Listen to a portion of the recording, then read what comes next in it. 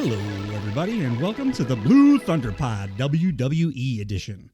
I'm your host, Billy Sullivan. With me, as always, my mom's favorite podcast host and Drew McIntyre's inspirational next-door neighbor, Dave Linovich. I was also surprised to learn I live next door to Drew McIntyre. It was nice. I'm like, while watching the show, I was like, yeah, Drew, I agree. He is an inspirational character. Right. And I also agree, probably at this point, shouldn't be world champ. No, but you got to get a couple wins under your belt at least first. Well, apparently in wrestling ththese days, I don't need any wins. I could just get in somebody's face and I'm all of a sudden headlining a pay-per-view. Yeah, I would. Normally, this is where I would take my shot at the Fed, but Mercedes Money is getting a shot at the title with based on nothing, a 0-0 record. So yeah.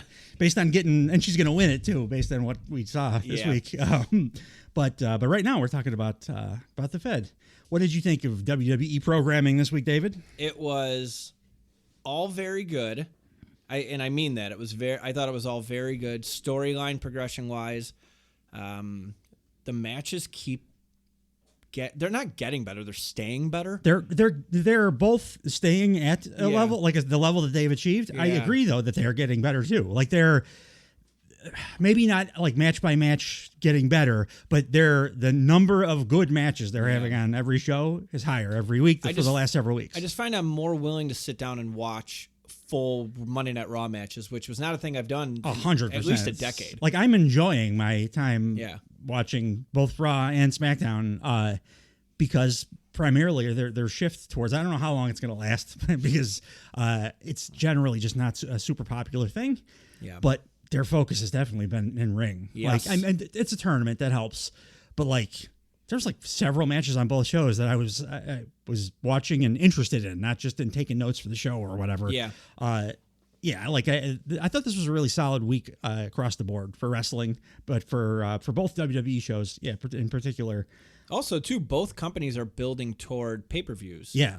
Like next weekend. I really it hurts my soul that I'm interested in not just having to watch King of the Ring for the show. Like I'm interested in the show, and I wish I wasn't because I pledged years ago to just not pay any mind to the Saudi shows. Yeah, and I kind of have to now.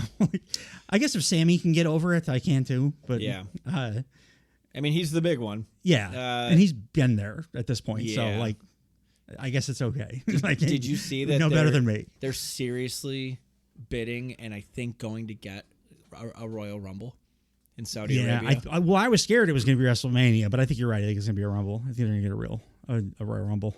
I don't think they would leave that Mania money on the table because, granted, they're getting the check they're getting for made up shows at this point, Crown Jewel and stuff. They would like the revenue of a Philadelphia again. That's the thing is the Mania money is, it's there is no ceiling. On they don't know what their cap is at any given year. Yep. So there's no way for the Saudis to be we'll give you $35 million or whatever. They don't know if they got we might do $70 million. Right, because every year it goes up. So that's why I think it's unlikely that the Saudis will be able to pull a Mania. But I do think they're getting a big four, and I think the Rumble's the one they're going to want. Yeah. So it's probably going to happen. Fine. The only positive thing is that I like occasionally having a pay-per-view in the afternoon. One of my favorite things about All In is that it's 1 p.m. and it's fun. You got the rest of your day. Yeah, exactly. To mow the lawn. We particularly too, if I want to do my notes or whatever post-show, I can do it and it's not 3 a.m. I'm done. But two pay-per-views that I'm pretty excited about are happening in the upcoming, not this weekend, but the following. And then all this build has been, I feel like it's been geared specifically towards me. Oh, pause. Is that Kate? I hope so. That might be. All right, guys, there's probably going to be a little bit of a weird pause there. I'll edit most of what just happened out, but for a full disclosure's sake and to make it feel not so disjointed, a giant, crazy-ass, hornet just flew into the studio, and we had to dispatch it. So if it's a little disjointed from when we first started talking to right now, and if we sound like we're a little bit manic, it's because of that. I'm so turned on right now. I just watched another man murder something to save my life. It's to save my own skin as well, David. This is lovely. We were about Talking about the King of the Ring. to start talking about. Yeah, we were talking about how it's a real solid weekend for wrestling coming up. Very exciting, and how Raw and SmackDown, as of very recently, seem to be programmed for me. Specifically, I am realizing that I am the antithesis of what the WWE universe is. Yeah. Especially on Raw. I watched and enjoyed all of Raw, and every single match, I think, I was cheering for the person that the crowd was absolutely not cheering for. I tell you what, France ruined crowds for me. Yeah, it's tough. This crowd fucking sucked. On both shows. So AEW's crowd was a good crowd. It still was not very good compared to France. No. It was a real good crowd, but it still was you're not France. No, You're not, France ruined wrestling crowds for me. I actually literally my only legitimate gripe. Two about WWE programming. They didn't do this on SmackDown, but still on Raw, they did the thing on a couple matches. I'm not going to bring it up match by match at this point because I've complained about it way too much. But they do the thing where they do the entrance, commercial break, come back, do some other bullshit, and then do somebody else's entrance, or then the match starts, and it's weird and disjointed, and I don't like that. Programming wise, that's it. My only other complaint was just I hate the WWE fan base. I think they're wrong about everything. And that was pissing me off while watching the show, but it was that's got nothing to do with what they were programming. What they put on the air for me, I'm I enjoyed all of it. Yeah. I just disagreed with the fans on everything. Yeah, and they don't get, and they're presenting certain people so well with no direction. The one that comes to mind is, we'll talk about it on Raw.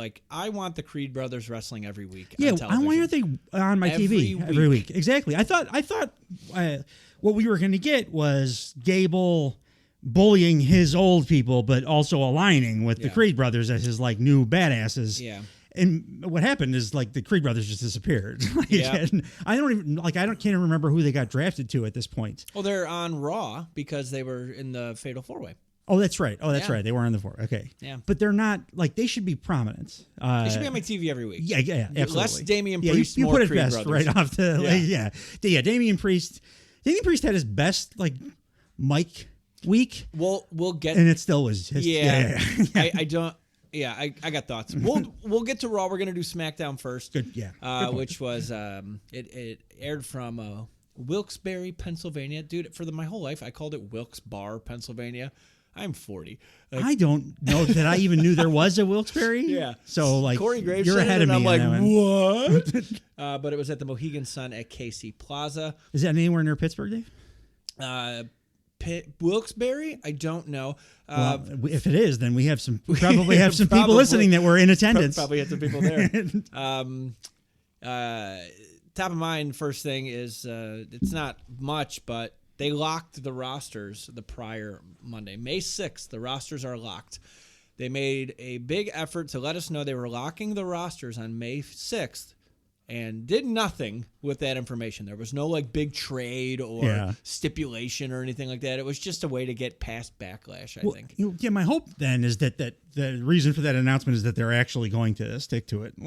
I hope so, because that's when the draft was special. When they first did it. Yeah, when it had stakes, when it was two different shows. Yeah. And keep it two separate shows. That's if you have to have two world titles, which I hate, I will always hate. I'm never going to be argued away from that. Tell you what, they did a good job addressing that on Raw. What's his face? Drew McIntyre did a really, really nice couple lines there. Drew, that belt has felt legit for 5 minutes and 48 seconds. Yeah. And it will again whenever that happens. But I just, my general feelings about having more than one world heavyweight championship, regardless of whether you're going to call it undisputed, which they called on air this week on SmackDown, undisputed world heavyweight title. Right. Logan Paul did. I don't like having two world titles, but if you absolutely have to, then what you do is keep the shows as two different, it's two different companies, basically. Which, I'm on the opposite side of the aisle here. I love when the brand split is. I like a brand. I think we actually are more alike here than. Yeah. But like I am so, like it's like an abusive relationship where I want a brand split too. I'm so excited for the draft every year because I'm like, this is the year. This is the year. This is the year. They're gonna do it right. They're gonna do it right. And I think this might be the first time since they originally did it, when it was the most stacked like roster ever up till that point. Yeah. And it was amazing. But I think this is the time they're going to do a real nice job with it. A legit brand split. They did a dog shit job with the draft itself, but which is fine. But I'm happy. Fine. I'll be happy if they just. Yeah, that was a gimmick because of the NFL draft. Basically, I'll be happy if they just do it like run it like it's two companies. Yes, and that also makes like the big four pay-per-views more special too, because those are the only times that you do get crossover. Right. I want it to stay that way. I agree completely. So, and it seems like that's at least what their aim is, and they've been better in the Logan Paul Levesque era of sticking to their guns, at least on most stuff. Right. So I'm hopeful. I want to double check something before I say it. What was this? May 10th. Today? No, the show. Oh, it was May 10th. Yeah. So this is the 15th. Huh? Let's see. Yep, I have this correct. So they apparently are not abiding by the rules of the draft in dark matches because there were 2 dark matches on the SmackDown. I'm okay with that, I think. Braun Strowman defeated Shinsuke Nakamura on the SmackDown Dark. SmackDown Dark. And Braun is Raw, right? Yeah, Braun is because he's a part of a big angle with Judgment Day. And then Jey Uso defeated Gunther. Both Monday Night Raw guys. Well, via DQ. Fuck? Via DQ. So they did a dark match with 3 preview of what is going to be their good call. King of the Ring semi. Yeah. That was maybe their weird. Might be their workout match. Yeah. Because where was Raw? Raw was like down the street, wasn't it? It had to be. If Jey Uso and South Gunther Carolina. What the hell? Why are they making those guys travel like that? Why did Gunther and Jey Uso have to travel across the goddamn country? Put them on the jet. The opening had a Backlash recap. Cool. It was sold out. They said, and I looked, and the capacity for this it's a hockey arena, right? So it's 8,300 for hockey, and then 10,000 for concerts. So hell of a fucking house. I don't know exactly. WrestleNomics said they distributed 7,935 tickets. I know the SmackDown crowd sounded much better than the Raw crowd did this week. They did a really good job with piping in audio, and probably I'm really laser focused on people's mouths and how many people are chanting things ever since France, man. France ruined it. And I'm like, come on, there's no way you're this loud. Something stood out to me too that I think that they kind of underplayed, or maybe it's that they because they pipe in other bullshit. Something on the Raw show that I was like, man, I wish there was more support for this because I'm enjoying it quite a bit. When I looked at the crowd, it looked like people were cheering and supporting it, but it sounded way more subdued than a lot of other bullshit that was not as interesting. It's like when they in post-production, when like a stand-up comic's doing like a special and they insert audience laughter. Yeah. You're like, no, those people laughed at something. It wasn't this. Yeah. Right? You recorded that.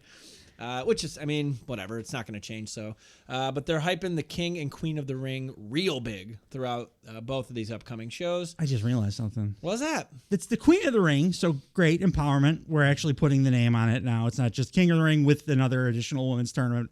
Yep. But the Queen of the Ring is going to have to wear a goddamn scuba suit because they're in Saudi Arabia. Yeah. Don't even call it the Queen of the Ring then.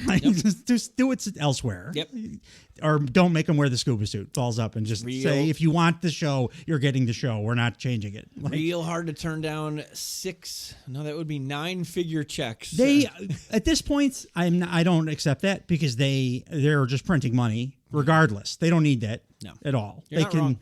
They just doubled what they did at WrestleMania. They can make that money a million other ways. Right. They don't need the blood money anymore. Like that can go away. Yeah, I mean, I also too, going back to the Royal Rumble potentially being in Saudi Arabia.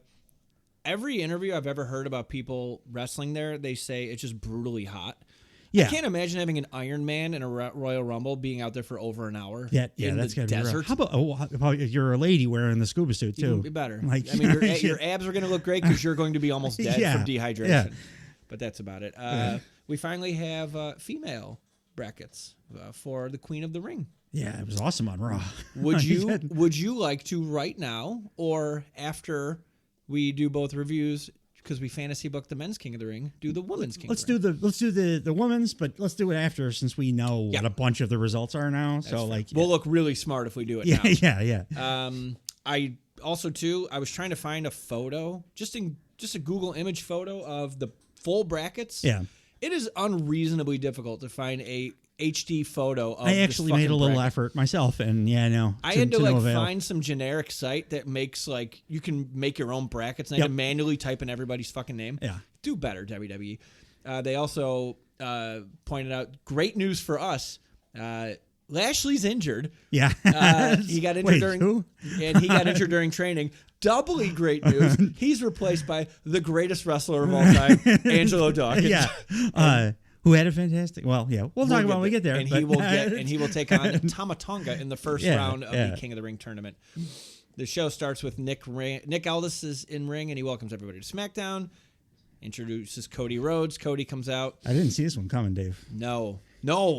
Cool. It was a nice surprise. Cool. They don't surprise me very often. No. This was a nice one.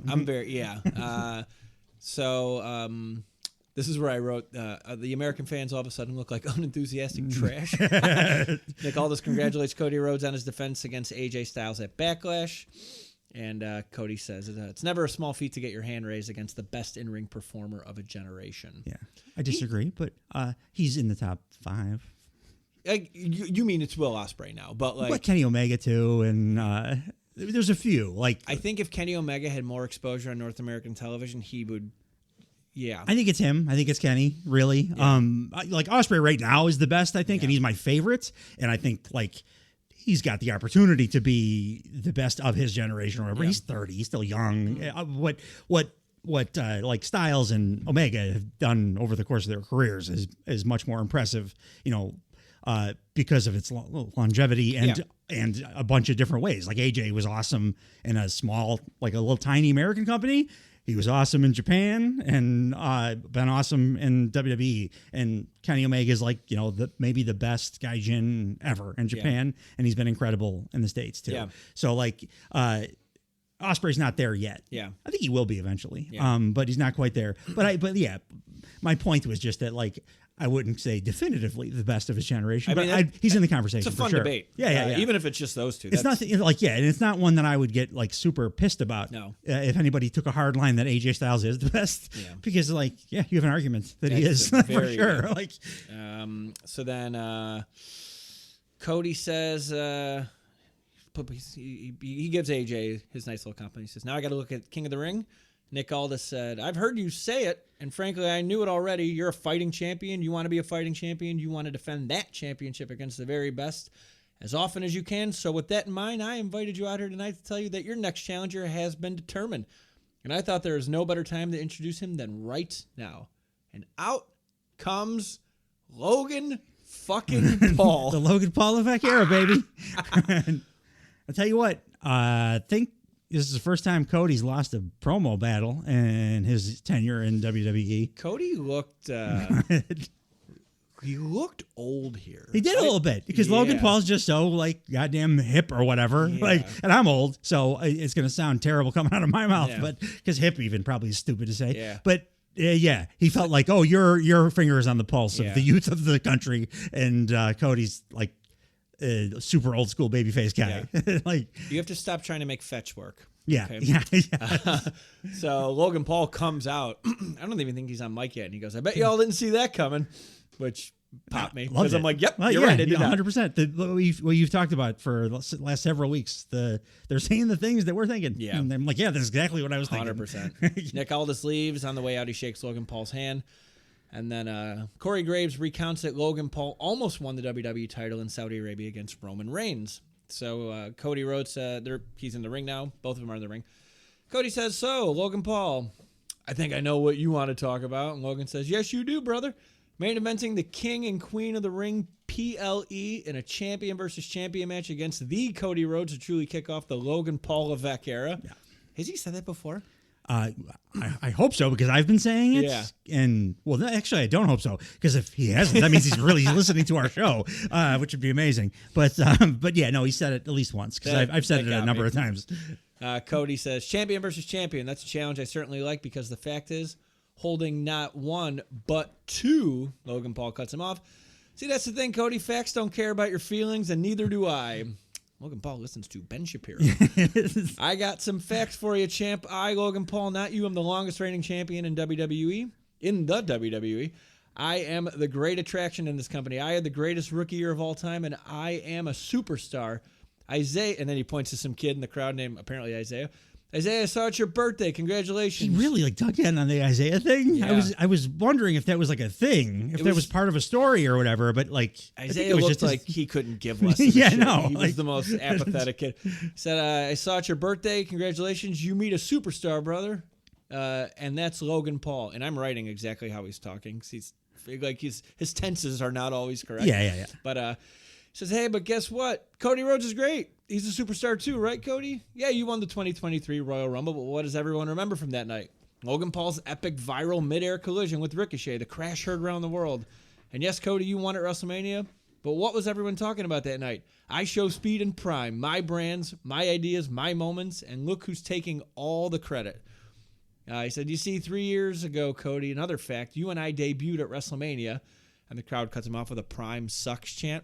Which he responds to beautifully. He goes, I'll have you know Prime has 2 calories and 2 grams of sugar filled with BCAAs and electrolytes. So shut your mouth, Pennsylvania. I don't know what BCAAs are, but I was like... It's branched chain amino acids. Oh, okay. Yeah. They are good for protein synthesis and recovery. I assumed it was something in that vein. I have some in this container right here. But... it's awesome for energy. I have BC double pub mix Pub right mix. here. Yeah. But it was a great reaction. Prime's delicious, by the way. Like it's really sweet. It's I've like only had it at your brother's. It's like a cupcake, but like you can't have it all the time. It's like Saudi Arabia. I vowed not to do it, so I'm still going to try to keep it to minimum if I can. He says, more facts for your he's talking to Pennsylvania. More facts for you virgin inbreds. 3 years ago at WrestleMania, Cody Rhodes and I debuted on the same night, and since then, I have been the rocket fuel for the spaceship that is WWE. Are they officially not PG now? I haven't checked, but they say asshole. Yeah, like hole. They say the whole part of the S. Do they unbleeped? Do they put the and the virgin thing too? That's not PG. No. I mean, I know that The Rock changed everything. You know, when we discussed at great length that The Rock was dropping, as the Brits like to say, effing and jeffing all over the place. But I assumed it was just for The Rock because he's the boss. Yeah. But they do seem, at least to me, to have gone away from the PG stuff altogether and are kind of allowing people to say what they want. Not dropping F-bombs or whatever audibly like The Rock was, but like the Virgin rip is not something that you would have heard on WWE TV 5 years ago. No, not at all. So like I gotta check and see if they have actually changed their. Not that anybody pays attention to that anyway these days, but like the PG. No, it's noticeable because I mean there was an era called the PG era. Yeah. I mean, like I think that is more of a thing than what most people don't even look at the TVMA, TV PG thing unless you have a kid or whatever. It's still it's a regular flag. Yeah, they still have like the denominations. And WWE has been PG and AEW has been PG-14 or whatever, or TV-14 like throughout its run. Yeah. But I'm wondering if they may have to change it because I feel like they're hitting on a bunch of stuff that would. And it's not the MPAA, whatever the governing body that does television is, would say like, okay, this is no longer TV PG. Well, they're definitely not TV 14. I know that because we would see nudity or like more Attitude Era stuff, like blood. Well, we are seeing blood. We've seen 2 blade jobs in 4 weeks.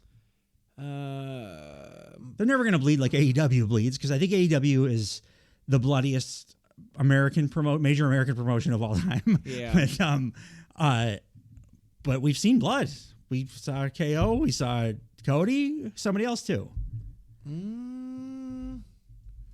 I don't remember. Somebody 2 weeks ago bladed in the ring. I can't remember who it was. I can't get a clear answer because it's got it for the WWE Network, but this is over a year ago. So I don't know. For our purposes, does it feel the same way to you?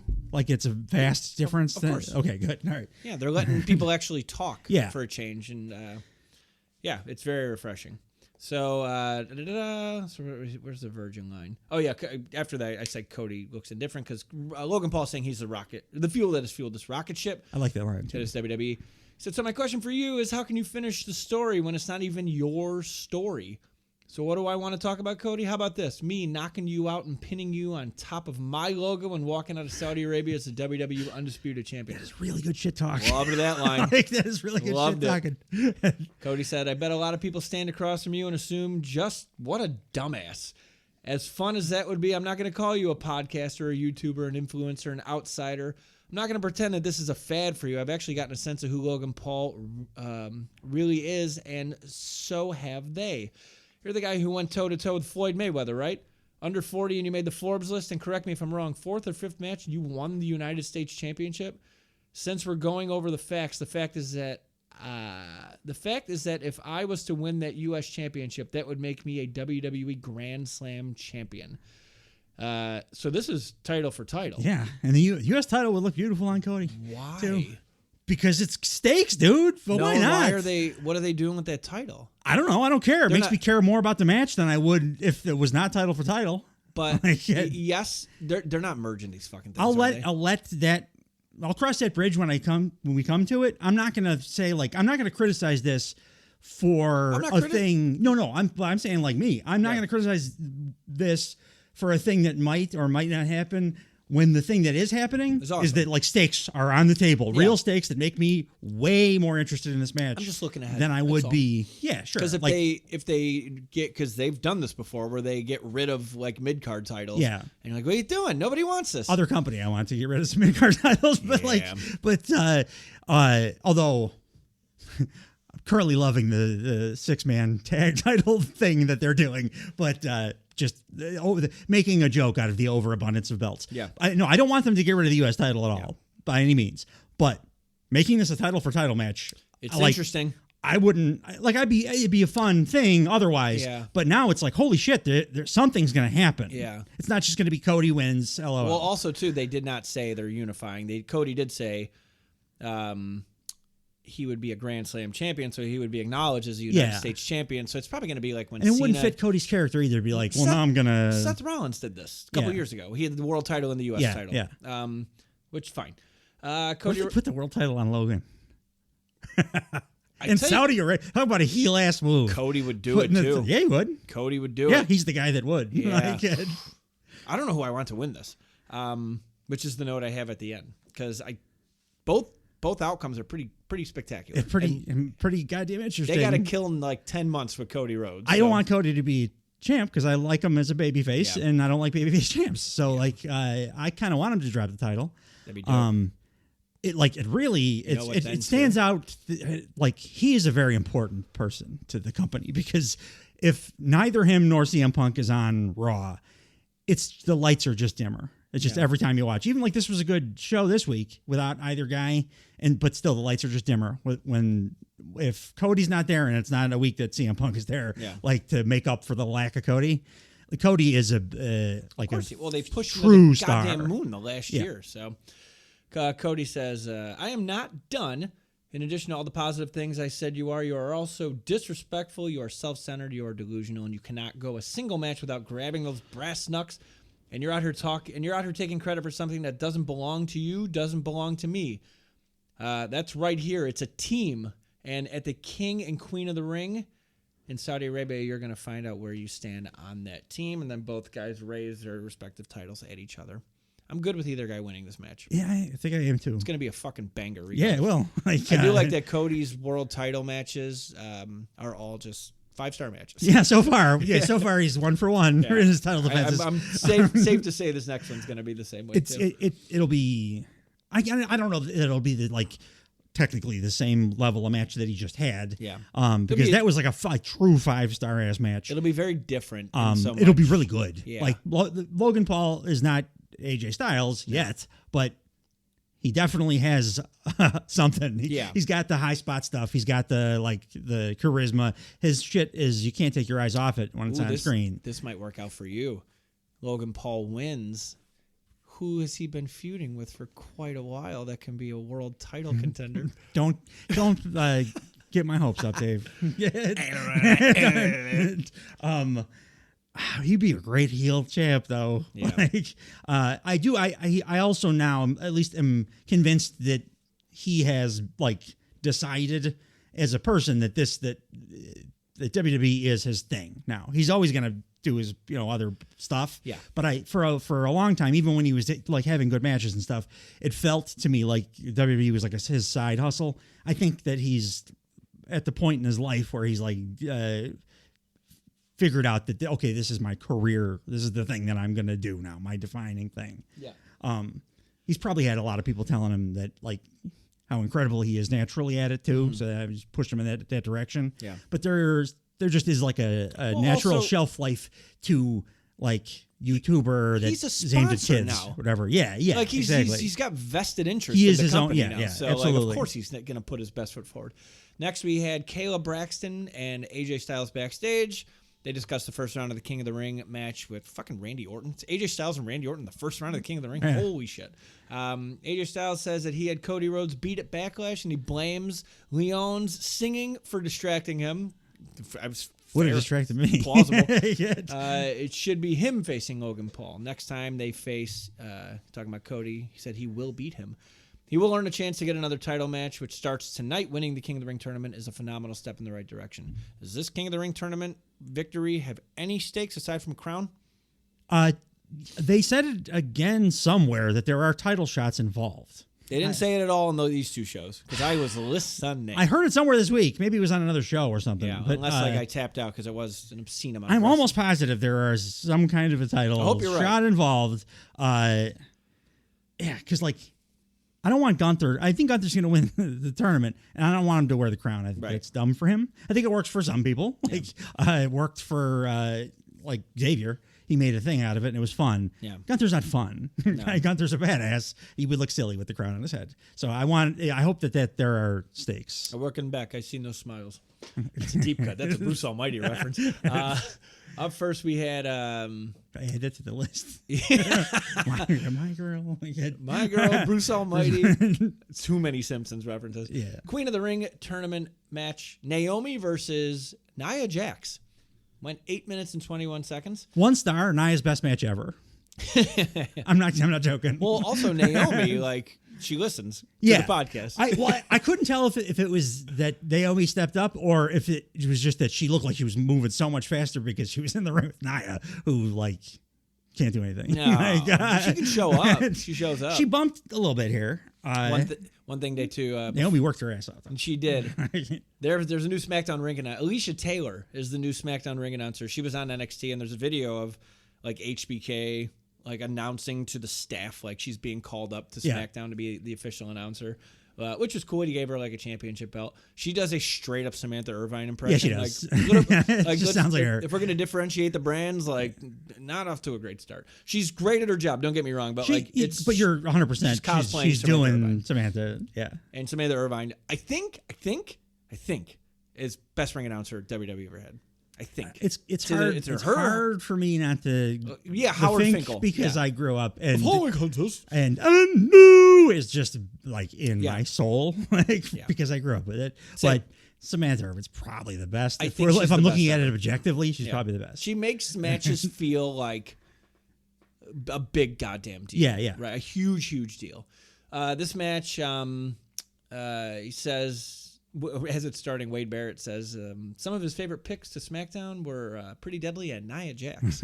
And I thought of you immediately. I'm like, I know Sully likes Pretty Deadly. Yeah, but Nia Jax. I will say this match was better than anything she did on Raw in the last year of course, or whatever. They also gave it time. Yeah. Like, I think that might have been part of it. I didn't. If I'm looking at it through the same lens as I would every other match, if it wasn't a Nia Jax match, I would be like, I don't like it because Naomi got all the offense for the whole match, and then Nia does 2 unimpressive moves and gets the win. Yeah. But the fact that I'll forgive that because the fact that Naomi was the one getting all the offense in meant that I didn't have to watch Nia trying to do offense, which meant that this match was much better than her usual matches. Fair. That's fair. she one of the offensive moves that Nia Jax did was she Samoan dropped to the outside and looked pretty good. Yeah, it was her good Samoan drop for the week. Pretty good. She did almost lose control on a very easy power bomb towards the end of the match, though. Which if she's not going to get her paralysis attempt on her Samoan drop, she got it later in the match with her power bomb attempt. She was not strong enough to do. No, she goes for a sunset flip at some point and it's stopped. I'm sorry, Naomi goes for sunset flip, and of course Nia Jax way too big to that's what we're supposed to believe. So she sits down and she misses, and then Naomi. I believe she's big, Dave. I don't believe she's strong. So when she misses the sit down, Naomi hits a back elbow, a disaster kick, and then she gets caught when she's trying again. She gets placed on the apron.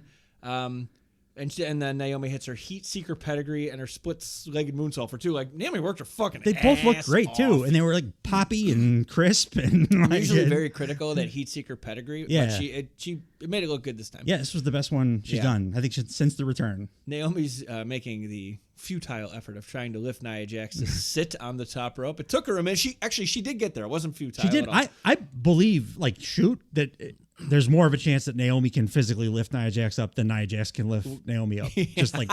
Just lift without help or whatever. Like, I do believe Naomi's stronger. You just carry just carrying your groceries to the I don't know, just basic muscle. I don't know. You just carry a sandbag around. But lifted weight. You're a goddamn wrestler. It's your job. I'm just trying to help her out. Just basic shit around the house. You're on TV all the time. You know how many thousands of people that are in the profession would love to have your spot? That's why you get pissed off at her. I'm not on TV, and I make it to the gym. So Nia Jax is sitting on the top rope, and Naomi is trying to do a Hurricane Rana. And goddamn it, she did. Yeah, she got the Nia Jax took a Hurricane Rana. It was a nice bump too. Yeah, I'll give her that. Yeah, she had a couple of nice bumps. I was very surprised about that. Naomi gets 2 super kicks in the face of Nia Jax, but the third one resulted in that shoddy power bomb that you were talking about. And I felt like it was going to be like a Bob Holly Brock Lesnar situation for a second there. But just to put a cherry on it, she does drop her to the back of the fucking neck. Yeah. So. Yeah. Just in case I missed it. The finish, her finisher is the bonsai drop, but they call it did you catch the name of this? I did, but I forgot. My brain pushed it out because not disaster. It's a something pun. along those lines. It's the Annihilator. Oh, Annihilator! I knew it was a play on words. Disaster was annihilation. That's right. It was something. It was something along those stupid lines. It's a bonsai drop. Don't besmirch the bonsai drop. You ever see I forgot who he did it to, but he kicks his legs up when Yokozuna did the bonsai drop the one time because somebody attacked Mr. Fuji or talk shit about him and talk shit about him backstage, and then the one time Yokozuna actually did it and it looked like he killed the guy. Was it a jobber? It was unbelievable. Yeah, I think it was a jobber. His leg shot out. It was, yeah. He didn't stop himself. Oh my god! And they used it in all the promos. For him. This did not look like that. When he did it to Bret Hart, he gingerly sat. Yeah. He sat down I'm not sure, the temperature of the chair I'm about to sit in. When you're 500 pounds, like he was, I'd rather he do that. Yeah. I actually don't think it's a great move for somebody that's that big because it's too hard to do and make look good without actually putting your opponent in real danger, which is why most of the time Yoko's didn't look awesome. Naya's look terrible, but that's more just because she's bad. She doesn't care about injuring her opponent, obviously. I'm excited to see her go up into the Jaded in the next. By the way, she's either going to face Jade Cargill or Piper Niven in the next round. I'm not fucking telling tales out of school here. Jade Cargill is probably winning this entire tournament. Jade Cargill had the best match of her wrestling career on the show. It was really she dance partner again. 100%. She got, and it was a bigger person. She sold. I got to see her. It never was her fault that she didn't have to sell because she was never booked to sell ever in a match. Yeah, and I got to see what that looked like, and I was like, God damn. Yeah. She's way better than I thought she was. Yeah. Because I All got that to see time, the a whole PC. half of her game that was never evident to us. Right. Next, we had Byron Saxton's backstage with Baron Corbin, who I love me some Baron Corbin. Haven't seen because I'm not an NXT viewer. This is my favorite version of Baron Corbin. Yeah, and this was the version that we get the Wolf Dogs. Is that what I talked about all the time? It was this Baron and the Braun that I'm sad is gone now. Separate brand. We went back to Angry Braun. It was a funny. We had moved on from Angry Braun to he was great still as that, but Funny Braun was amazing. Yeah. And it was this Corbin with the Funny Braun. And that was the Wolf Dogs, and it was wonderful. Yeah. And we only had it for a few weeks. Well, whatever retained of the Wolf Dogs for Baron Corbin, I fucking loved here. So Byron Saxon's asking, first off, welcome back to the Blue Brand, and he's asking him how he's changed since the last time he's been on SmackDown. And Baron Corbin said, "Oh, so much has changed. Obviously, things weren't going my way when I was up here before. I was lost. Was I the king? Was I the constable? Was I happy? Was I sad? I had to figure it out. I went back to NXT and I found myself, I'm doing this as me. I'm going to wreck shop as me, and it's going to be a grind." Carmelo Hayes walks in. Carmelo Hayes says, "Congrats on getting called up, bro. When did you get drafted? I must have missed it." Because Baron Corbin came up in a supplement draft, which gets good. It's a good shot. Especially from the guy that got drafted in the first round. Yeah, right? it's a good shot. I'm like, why does Baron get no goddamn respect ever? Yeah. He's the just incredible of 2024 or the last 10 years, I guess. This podcast is dropping before our Blue Thunder pod, where we will be covering a pay-per-view that has Mr. Justin Credible. Yeah, you might be able to ascertain from what I just said how I feel about Justin Credible. Yeah. He is, in fact, what his name says. Baron Corbin says, "You got jokes, huh? With a head that big, it's going to be an easy target, so let me give you some advice." And Carmelo Hayes cuts him off. He says, "You know what? Save that. The last guy that tried to give me advice, he pulled out of the tournament altogether at the thought of me running circles around him, Bobby Lashley. So let me give you some advice, Baron. You should have did what Bobby did and pulled out while you had the chance, because tonight I'm running circles around you." Fine. Good build. Yeah. It's an ego match. Carmelo doesn't have a ton of character yet on the main roster. Yeah. So it's just like a I'm great thing, but he got the show personality here. He's good on the mic, so like this is fine. It gives me a reason to give a shit about this. That's all. And it's an interesting matchup too. Yeah, and I like both guys. Yeah. So what I did not like is they had a quick trailer for DIY coming to SmackDown. Yeah. I'm gonna say it until they fucking do it. I hate this version of Tommaso Ciampa. I just wanted to see Goldie. Just want Goldie back on the main roster. That's it. I want to see that one time tried on in front of a lot of people. It was. It's one of the top 10 heels of the last 20 years. It's like the thing that made me as interested in NXT as I got. Like was like that feud and him doing that heel character. It was perfect. It ruled. And he's not had an opportunity to do it one time in front of a lot of people. But he's in DIY now. Yeah. Do it yourself. Well, if they want, they can do the breakup angle and make him that. But the problem is that Gargano's never going to be as big a babyface as he was there. So Ciampa needs the guy he's going up against to be a big deal, and I don't think Gargano's ever going to be that in WWE, probably anywhere else either. I just don't think he's got the charisma to do it. But I think Ciampa does as a heel. So he needs somebody better to be the foil to that character. I'm with you. I would love to see that Goldie, crazy ass, no music, evil guy doing what he did to Johnny Gargano to Cody or something. Yeah. It's a shame that they're on Raw now. I'm sorry, on SmackDown, because if you look at what got them over in NXT, it was AOP and FTR. Yeah. AOP's there, just sub in the Creed brothers and just start doing 6-man bangers like you did back then. You can't. I don't think that's... Give them 25 minutes. They'll never get as over within ring in front of the WWE universe as they did in NXT or they would anywhere else. Totally really. different viewership. So they can't get them over the same way. Just because wishful thinking. That's all. Ciampa doesn't. It's not just the in ring. Gargano, I think it is pretty much just the in ring. He's great at that. And if he was in AEW, I'd be like, oh, he could be like a solid upper mid carder. I don't think he can do that in WWE because he doesn't have the other stuff. Right. Ciampa does. Yeah. My favorite stuff about him was the scary character stuff.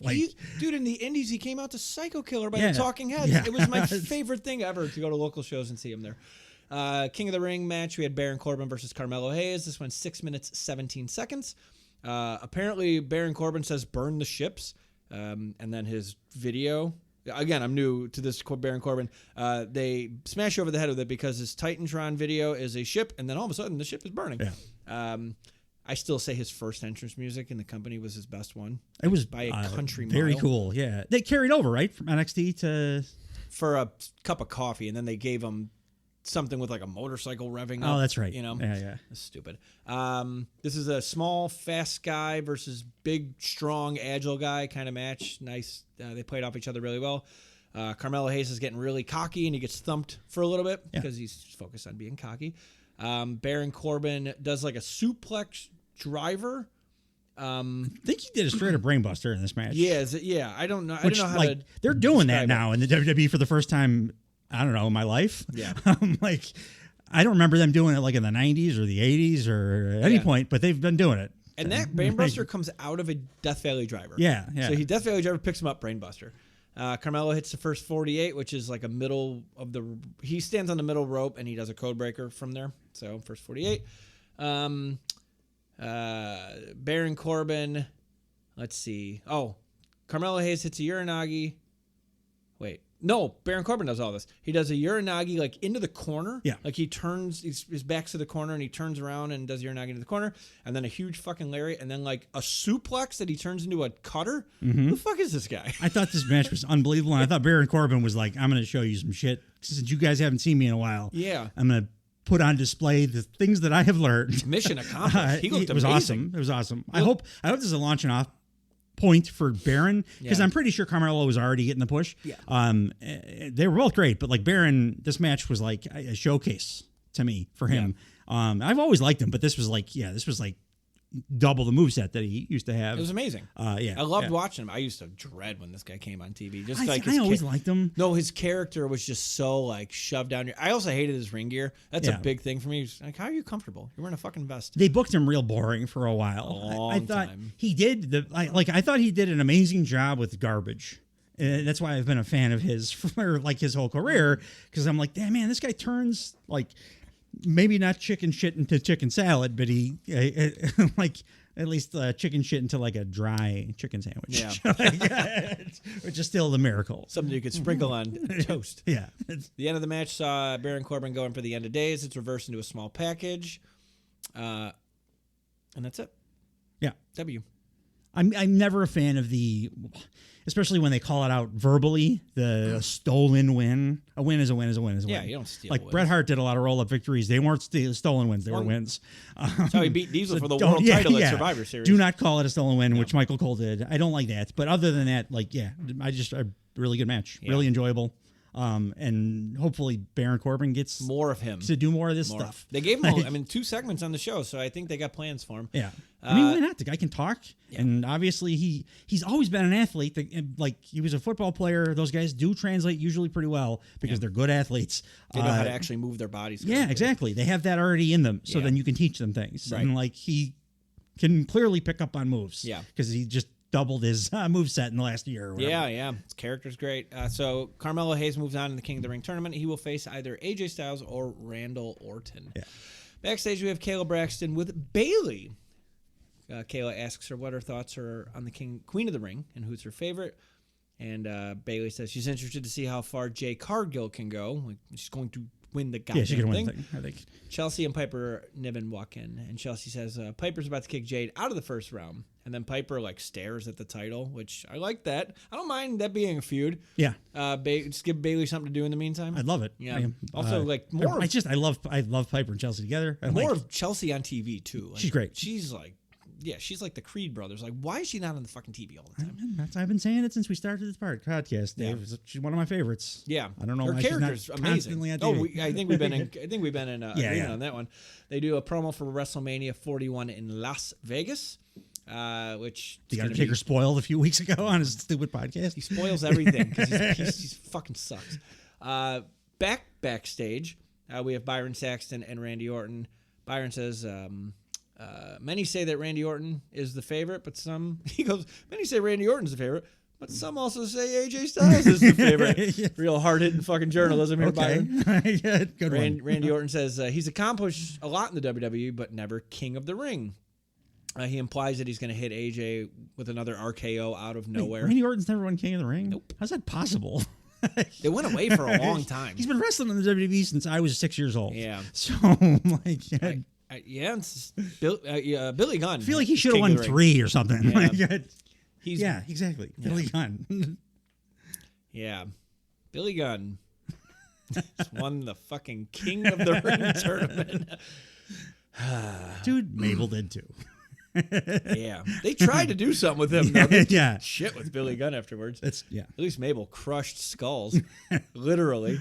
It changed Undertaker's entire character because he sat on his goddamn head. I read it as much as I shit on the Undertaker. He had a funny thing. I was on YouTube Shorts the other day, and one of his clips came up, and they were talking about the corporate ministry, and Undertaker's like, yeah, when I started it was really fun for me because like I didn't have to work as much. Like I can kind of be like a special attraction. I put a bunch of guys around me. It's like I could put guys in this thing that I didn't want to work with. I put Mabel in there. Made me laugh. So Randy said he's implying he's going to hit AJ Styles with a RKO out of nowhere. He says this is for Tama Tonga because the Bloodline took out Kevin Owens at Backlash when they hit him in the head with the steel steps.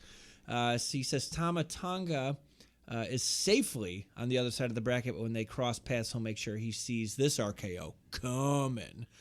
I initially thought, I'm like, oh, Tama Tonga is going to cost him the match tonight, but like I was very happy that they did not do the brand shit. Yeah. Right? I'm like, okay, good. You're sticking to your guns because the way this promo read is there's going to be fuckery at the we're end. already going to have this happen. Yeah. And I was so happy that it didn't I agree happen. completely. Yeah. On both. Like I thought that, and I'm happy that it didn't happen.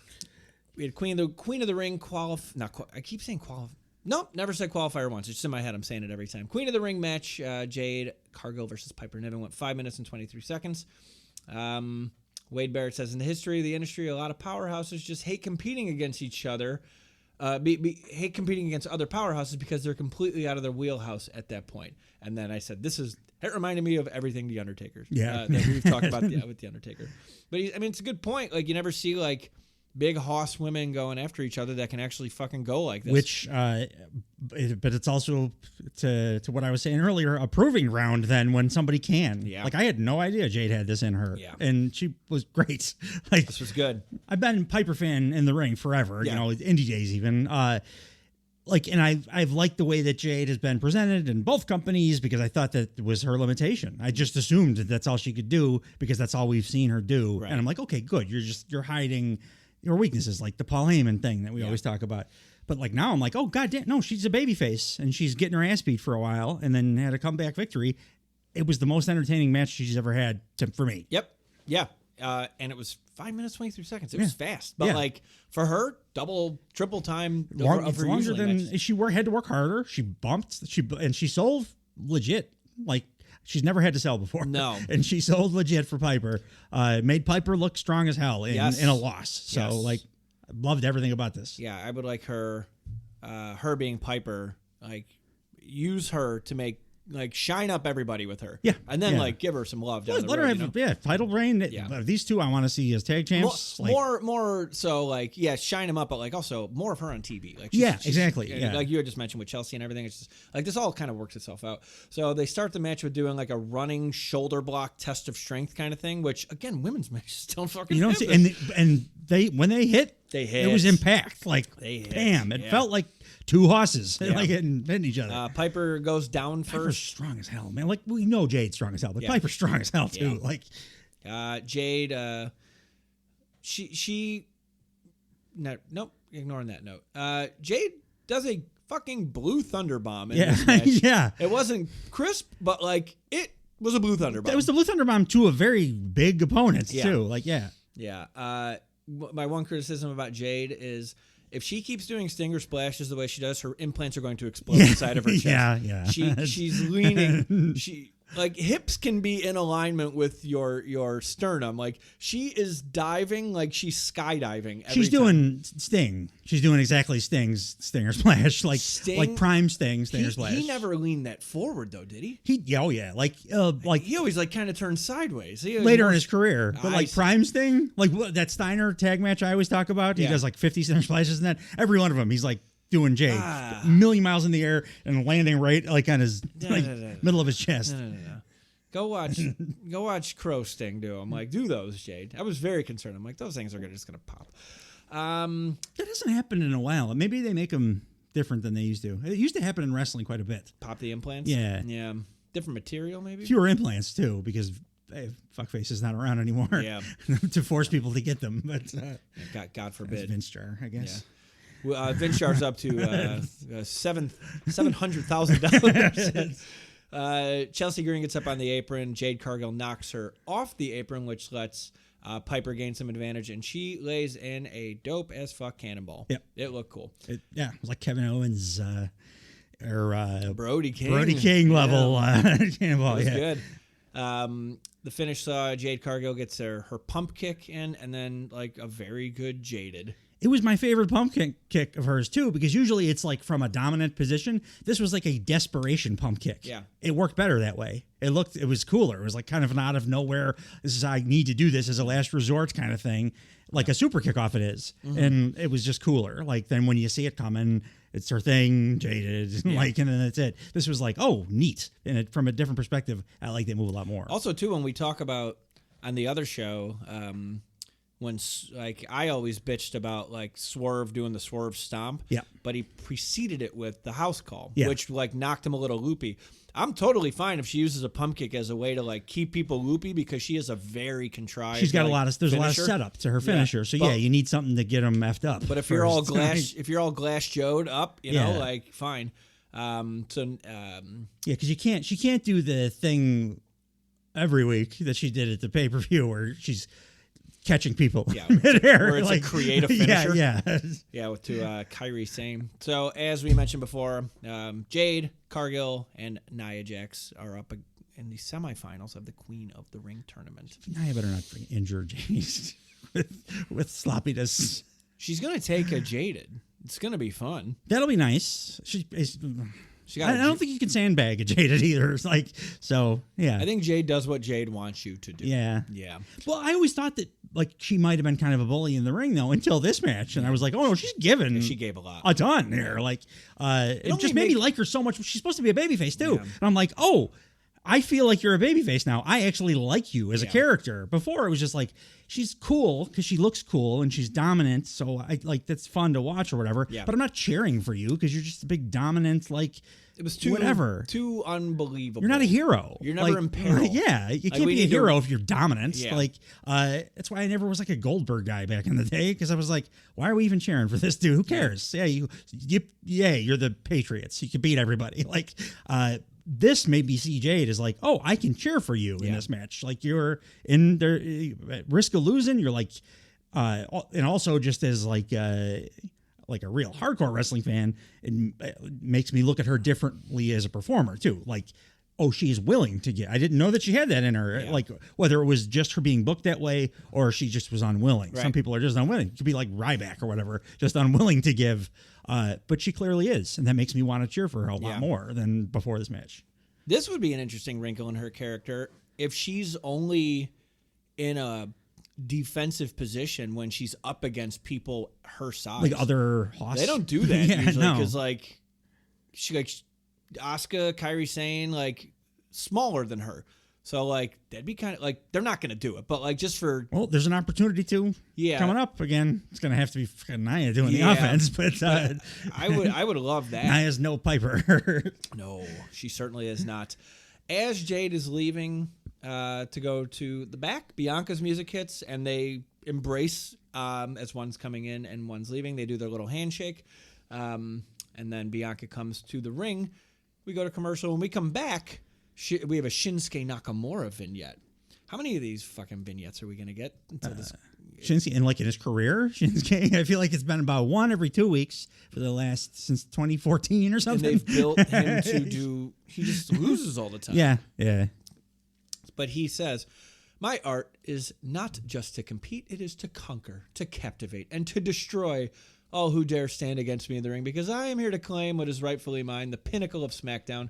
And now that I am here, no one is safe. The master of strong style does not just plan to rise, I plan to reign supreme. So watch closely, because everything on SmackDown is about to change, and it will never be the same again.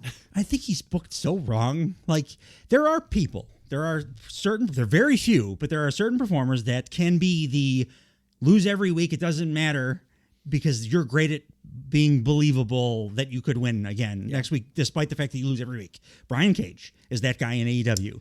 Otis can be that guy when they're doing that with him in WWE. Like he loses almost every match.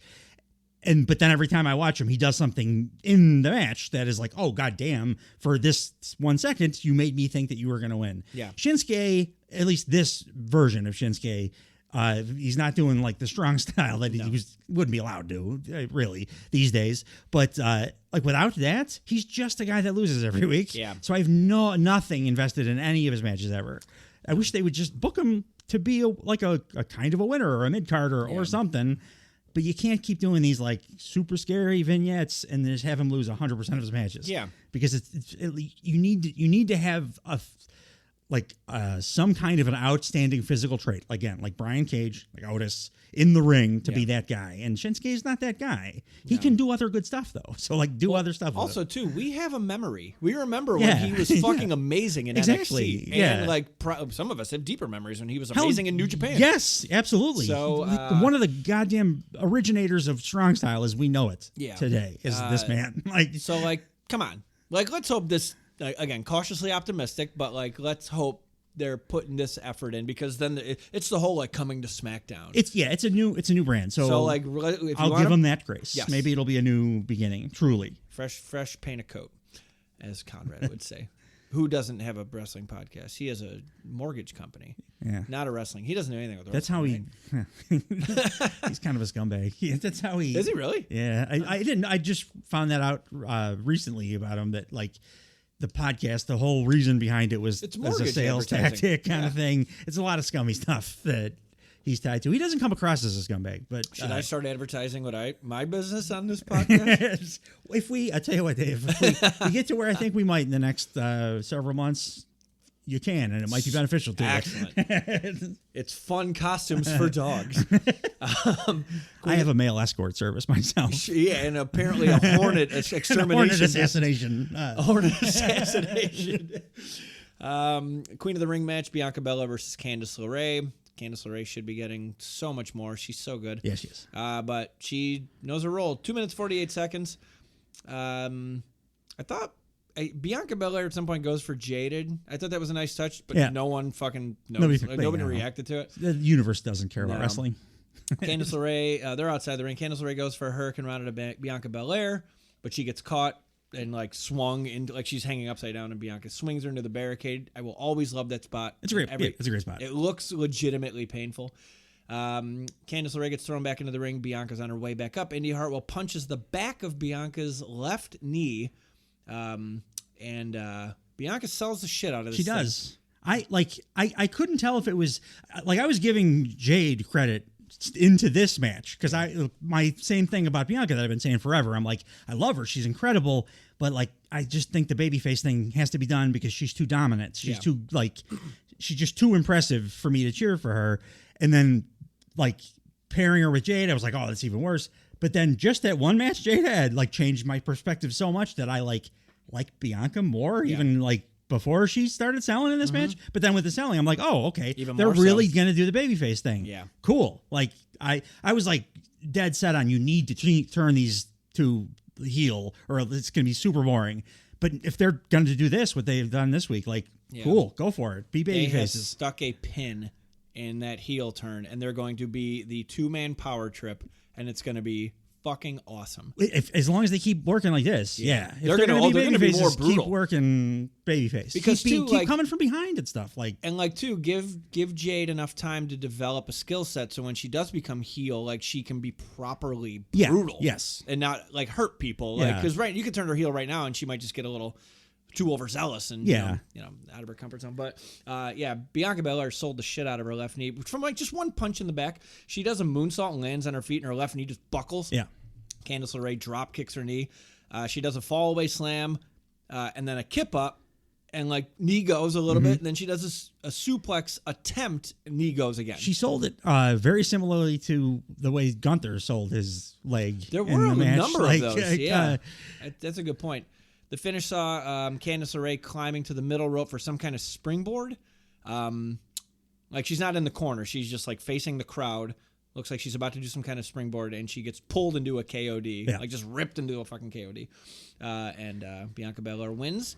and she's still selling the knee after the match. I'll be curious to see if this is the thing that they have down the road. But I think you're going to get what you've been wanting for a while, because Bianca Belair in the next round will face either Michin or Tiffy.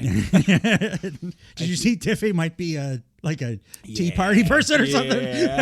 Like I don't want to believe that. No, I ignored it. And it's not like I ignored it. But I can't. I logically can't come up with a. I'm like, maybe her little brother did that or something. Like, that was everyone. So if you haven't seen, she posted a meme that was I took it down almost immediately. Yeah, which was perceived as racially insensitive. Not perceived, like it straight was. up racially insensitive. I was trying to soften the blow. It was straight up like it was real fast, and like I saw it a few times, and then I was like, why are people even? It was because I didn't realize that there was sound, because it was like muted, but just by when you open Instagram videos or whatever, it's like muted. And then as soon as I hit the sound, I'm like, oh shit, Tiff, what's wrong with you? Why are you doing this?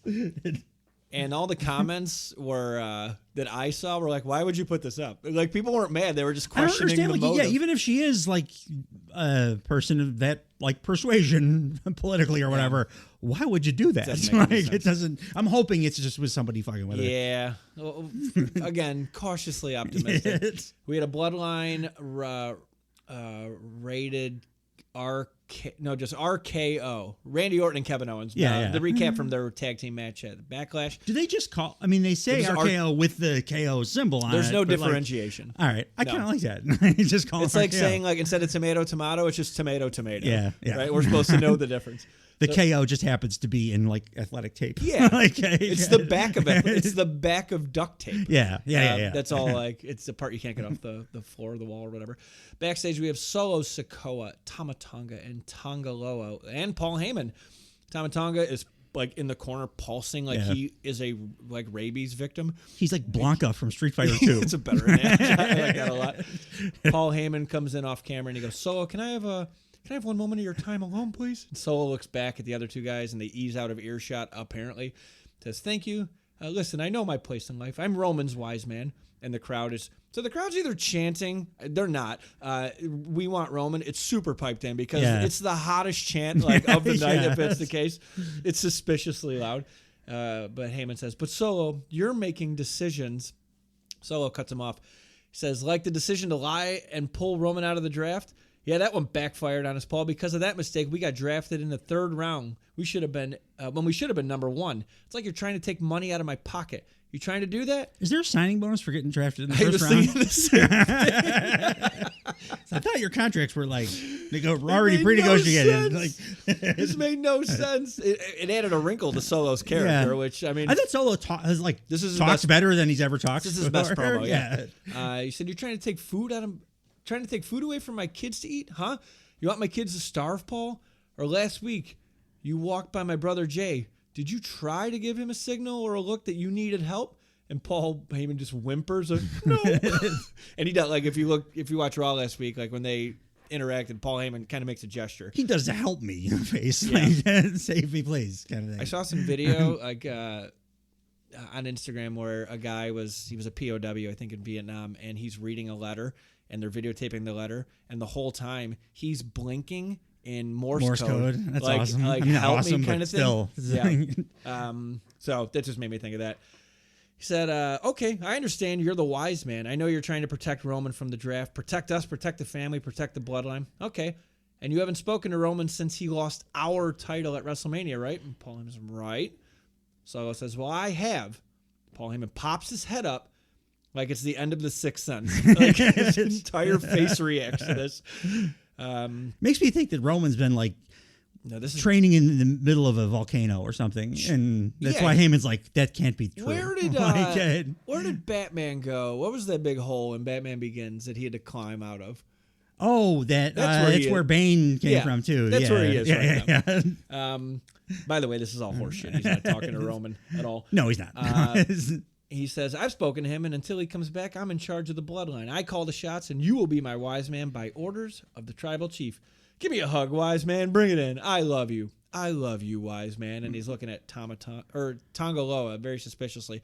Solo Sikoa is completely full of shit here. He is. He's absolutely lying. It's it's going to be great because we all want Roman back, and so we're going to cheer for him regardless. Yes. So set this shit up now. Dude, even if we don't cheer for him, they're going to make it seem like Wembley Stadium's cheering for him when they're in Wilkes-Barre, Massachusetts, or Pennsylvania or whatever. There's an Andrade vignette, which annoyed me because we got a ton of these a couple months ago. Yeah. And I feel like they're just... So Andrade says, I am a third-generation luchador. My destiny is here in WWE. The end of the era of Andrade El Idolo has begun. Okay. You know what would be great for Andrade? If he was in some kind of a tournament that he got to showcase his in-ring wrestling. Is there one of those going, other great wrestlers. One of those going on right now? I can't imagine. They're ready. They had one in AEW a while back. No. Yeah, you know what? He really stood out in that one too. So there's a history there of Andrade getting himself over in the ring by having good performances in tournaments. Maybe if they bring back the If only they had King of the... That's right. Yeah, that's right. Maybe he's got visa issues. He can't go to the Saudi. He is sitting patiently waiting for his uber powerful wife to come back to throw her weight around. But now she's making a horror movie. Did you see that? No. Yeah, she's starring Ashley Fleur. Like it's listed as her actual name. It's spelled like F-L-E-H-R? F-L-E-I-H-R, I think. Yeah, she's doing some kind of a not like big budget, but like a mid-budget horror flick. They just announced that she's doing with a director like I've heard of. I will watch it. Yeah, I will too. I did not watch CM Punk's, but I did better than I expected it to be. Yeah, it wasn't like amazing, but his performance was like way better than I thought it would be. Were you able to like separate the fact that like he was like took a while, but yeah I was eventually, which means that the performance is pretty good. I mean, it was really the movie demanded a ton from him because it was basically him in a house by himself. Oh, okay. For like an hour and a half. Yeah. So it was a one-man performance essentially. I'll give it a shot. So it was pretty solid. It wasn't like I said, it wasn't amazing, but it was. It didn't look low rent. It actually looked like the production value was decent. The trailers looked dope. I remember his seeing performance was better than I thought it was. Was it better be. or worse than See No Evil? Much better than See No Evil. Yeah. We can make a movie right now and it'll be better than See No Evil. So we have a King of the Ring match next, and best 2 minutes and 28 seconds of my life is not what I'm going to say here because this was an assassination. This was a travesty of affairs. Angelo Dawkins versus Tama Tonga. I'm like, why are you... The incumbent winner, the presumed winner of the entire King of the Ring, Angelo Dawkins. He looked amazing, though. He always looks amazing. He should be the galactic champion. I don't give a shit what Wikipedia says. What's his face? His partner is not 6'1". He's like 6'4". Montez Ford. In this too, he did his thing, and then it was the cool pose to the camera. Yeah. It was a great shot. But I'm like, that man like 6'8", big boy. not 6'1". But no, I thought your boy looked wonderful. He still can't figure his ring gear out, and I think that's part of the reason I like him. I'm like, I've come around to. I think I like that. I like his like kind of goofy. Scatter shot ring gear situation. He went back to his old pose where he's like stirring something up. Yeah. He stopped doing that for a while because I think they were trying to be more serious, but it's back when they had the red solo cups and shit. But Angelo Dawkins versus Tama Tonga for 2 minutes and 28 seconds. Tama Tonga's entrance is fucking rad. Yeah, it is. It's a shitload of fireballs. Yeah. It looks like a Bowser castle, like he's in a been Mario. presented absolutely incredibly. I love it. Tama Tonga. So the match had Tama Tonga attack Angelo Dawkins right as the bell rings. He stomps him in the corner, clotheslines him a bunch. Then he beats him into another corner. Tama Tonga misses a stinger splash, and Angelo Dawkins gets some punches and clothesline in. Does a jumping back elbow, corner tornado, splash, and then he does like a huge pounce shoulder tackle. Yeah, look great. Because he's the fucking greatest thing on SmackDown. Solo Sikoa gets on the ring apron and Angelo Dawkins punches him off. What the fuck did you think was going to happen? It's Angelo Dawkins. So once he punches him off, Solo Sikoa and Tonga Loa are like by the announce table, and Montez Ford gets on the apron and does a flipping dive and lands on his feet. And then he poses in like he lands that's right the pose in front I of was the camera. talking about, where he it was like they couldn't have said it better. It's like he's in Bad Dudes. Like, Yeah. It was the coolest fucking shot. Angelo Dawkins does a chef's kiss, perfect sky high to Tama Tonga. One of my favorite moves of all time. Oh. And it like works so well for him too because he's such a big, like tall dude. He's the spiritual successor to. He's like he is. He's the upgraded version of D'Lo Brown. Yeah. Tongolo throws Montez Ford into the ring post, and then Solo Sikoa gives Montez Ford the Samoan spike. Not only is Angelo Dawkins a tremendous wrestler in the ring, he's also a tremendously big-hearted individual because he cares so much about his friend that it's distracting him from the match. Yeah. And because of his large heart, he turns around and he eats pay dirt from Tama Tonga, and that's the match. Like, I'm glad he got to be on TV and showcase that he's awesome in the ring. We already knew that. I want him to be my friend. Why? I want him to come over to my house. You sound like me talking about either KO or Will Ospreay, depending on what day of the week we are. But no, he's fantastic. Yeah, he's so good. But so is Montez Ford. We These guys are so good. We need them to use those guys properly, which they still are not doing. No, they're not. Fodder for Tama Tonga is not where Angelo Dawkins really should be, in my opinion. No, it should be Angelo Dawkins versus Logan Paul versus Cody Rhodes. Dude, I would be all in for that. You would be all in. We'd be booking tickets to Saudi Arabia right now. As the non-resident Angelo Dawkins super fan, I would absolutely love for him to be at that part of the card. Absolutely. You know what I think they need, and I was thinking about this, and you're kind of reminding me of it. We need a European title back. Yeah. Speaking of, yeah, I think it's stacked enough now where you couldn't. They can afford another mid-card title. Yeah. With the two rosters and it's special. There's so many wrestlers. None of this cruiserweight shit. Give one show the TV title. Give the other show the European title. I never want there to be a weight class delineation in pro wrestling. We don't. I can believe that Spike Dudley can beat Bubba Ray Dudley. I don't need you to do weight class delineations. No. Even in a sports oriented. I think Bryan Danielson can beat anybody on the AEW roster. Yeah. Because he's presented that way, so just do that. But I do like the idea of maybe another, mid-card title. And Angelo Dawkins will have it for 1,000 days, which I didn't care. This was where I almost threw my TV out of the window. Solo Sikoa gets in the ring, and he gives a Samoan spike to Angelo Dawkins, and I almost called the cops. The whole time this is happening, Paul Heyman looks terrified, but now next in the tournament. Tournament. I can't say it. Tama Tonga will face. You got shook because Angelo Dawkins getting. My body's vibrating with rage.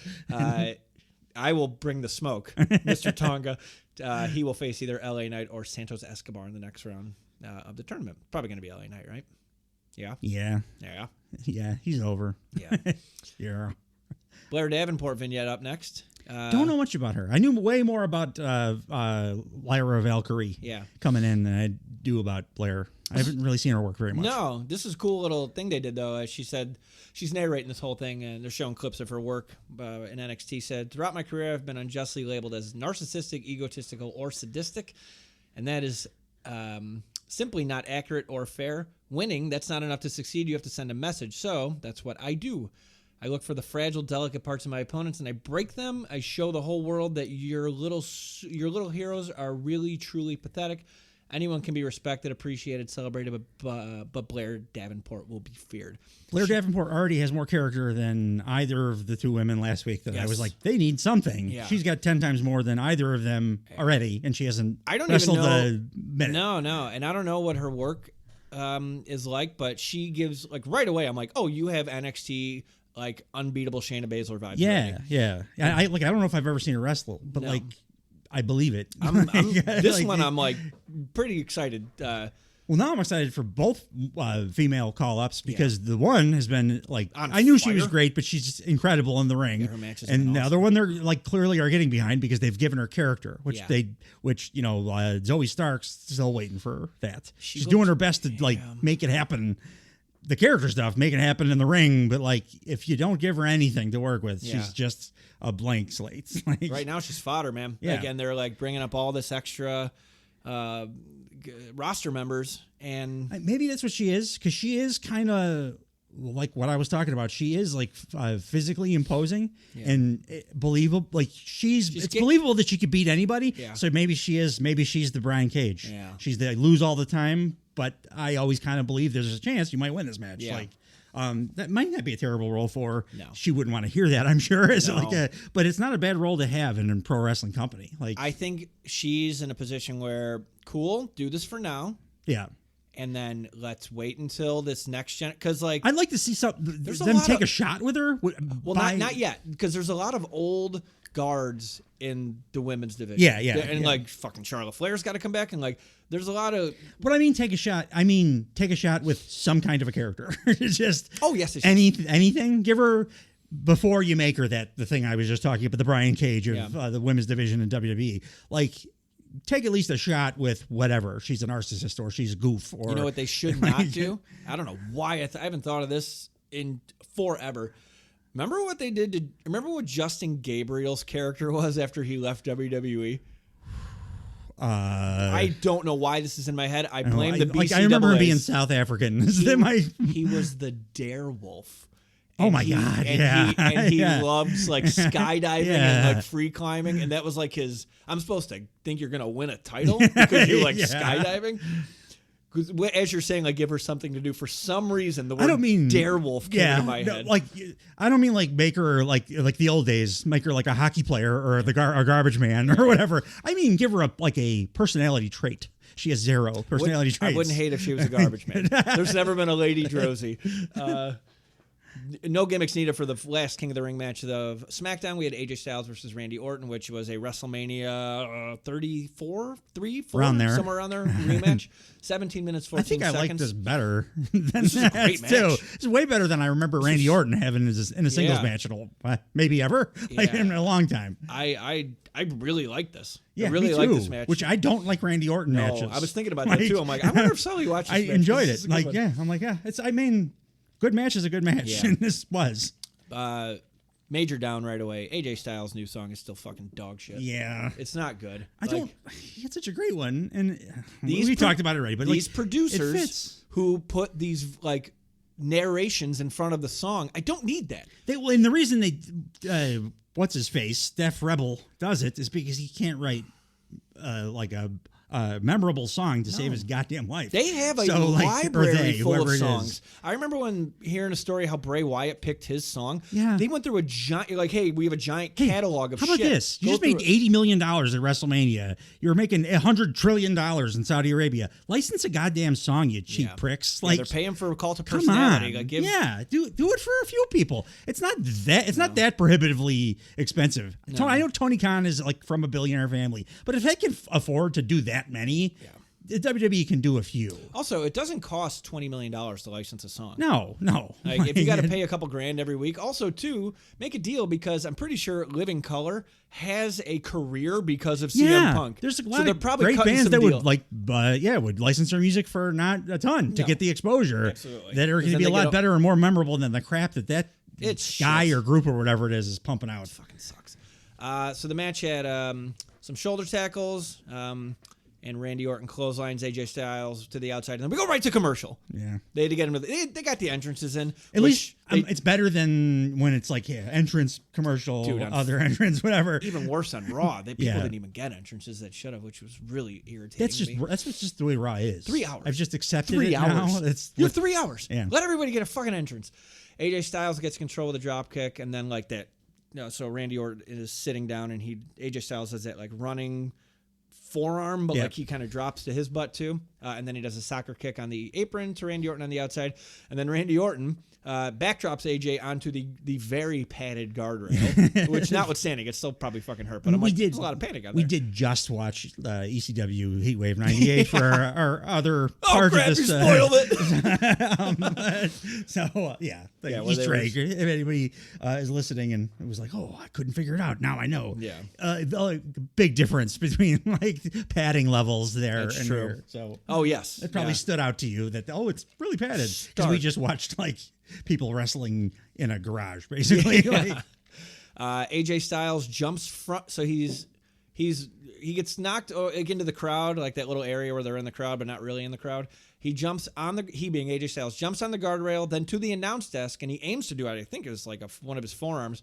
Randy Orton dodges it, backdrops AJ Styles onto the ring apron, and then onto the announce table. It doesn't break. Yeah. But it's the announce table seems to be pretty fortified these days because there was a few announce table bumps over the course of the two shows and it didn't break. I think they have like pins in them. Yeah. Because they don't like break like tables do. They just collapse like IKEA furniture. Well, that's how they used to do, but they like this week there was a number of bumps on them, and they just I think they reacted like they were permanent fixtures or there's something. linchpins in there. That's my best guess. Yeah. But Randy Orton says, "Fuck it, let's do it twice." He does another backdrop on the announce table, and then he takes like a bow, like he's just finished a play. It was cool. AJ starts focusing on Orton's left knee again. A lot of targeted offense and A lot of professional wrestling happening in WWE this last week, Dave. Last couple weeks, actually. Yeah, no shit. Randy Orton rolls to the outside, and then AJ. So he's on the out. He's by the ramp, like where you come in. That side of the ring. AJ Styles is on the opposite side by the announcers, and AJ Styles runs like sprints around the ring, and then does like a shoulder tackle to Randy Orton's left knee. It looked dope as fuck. Corey Graves. This annoyed me. This has nothing to do with the match, but like you had said, is there a signing bonus for being earlier in the draft? Corey Graves calls there. Oh, both of these guys are first ballot Hall of Famers. What? What does that mean? Everyone's a first ballot Hall of Famer. There's no ballots. No, there's no so vote. far. I mean, for most of the years, it's just been one guy deciding. Yeah.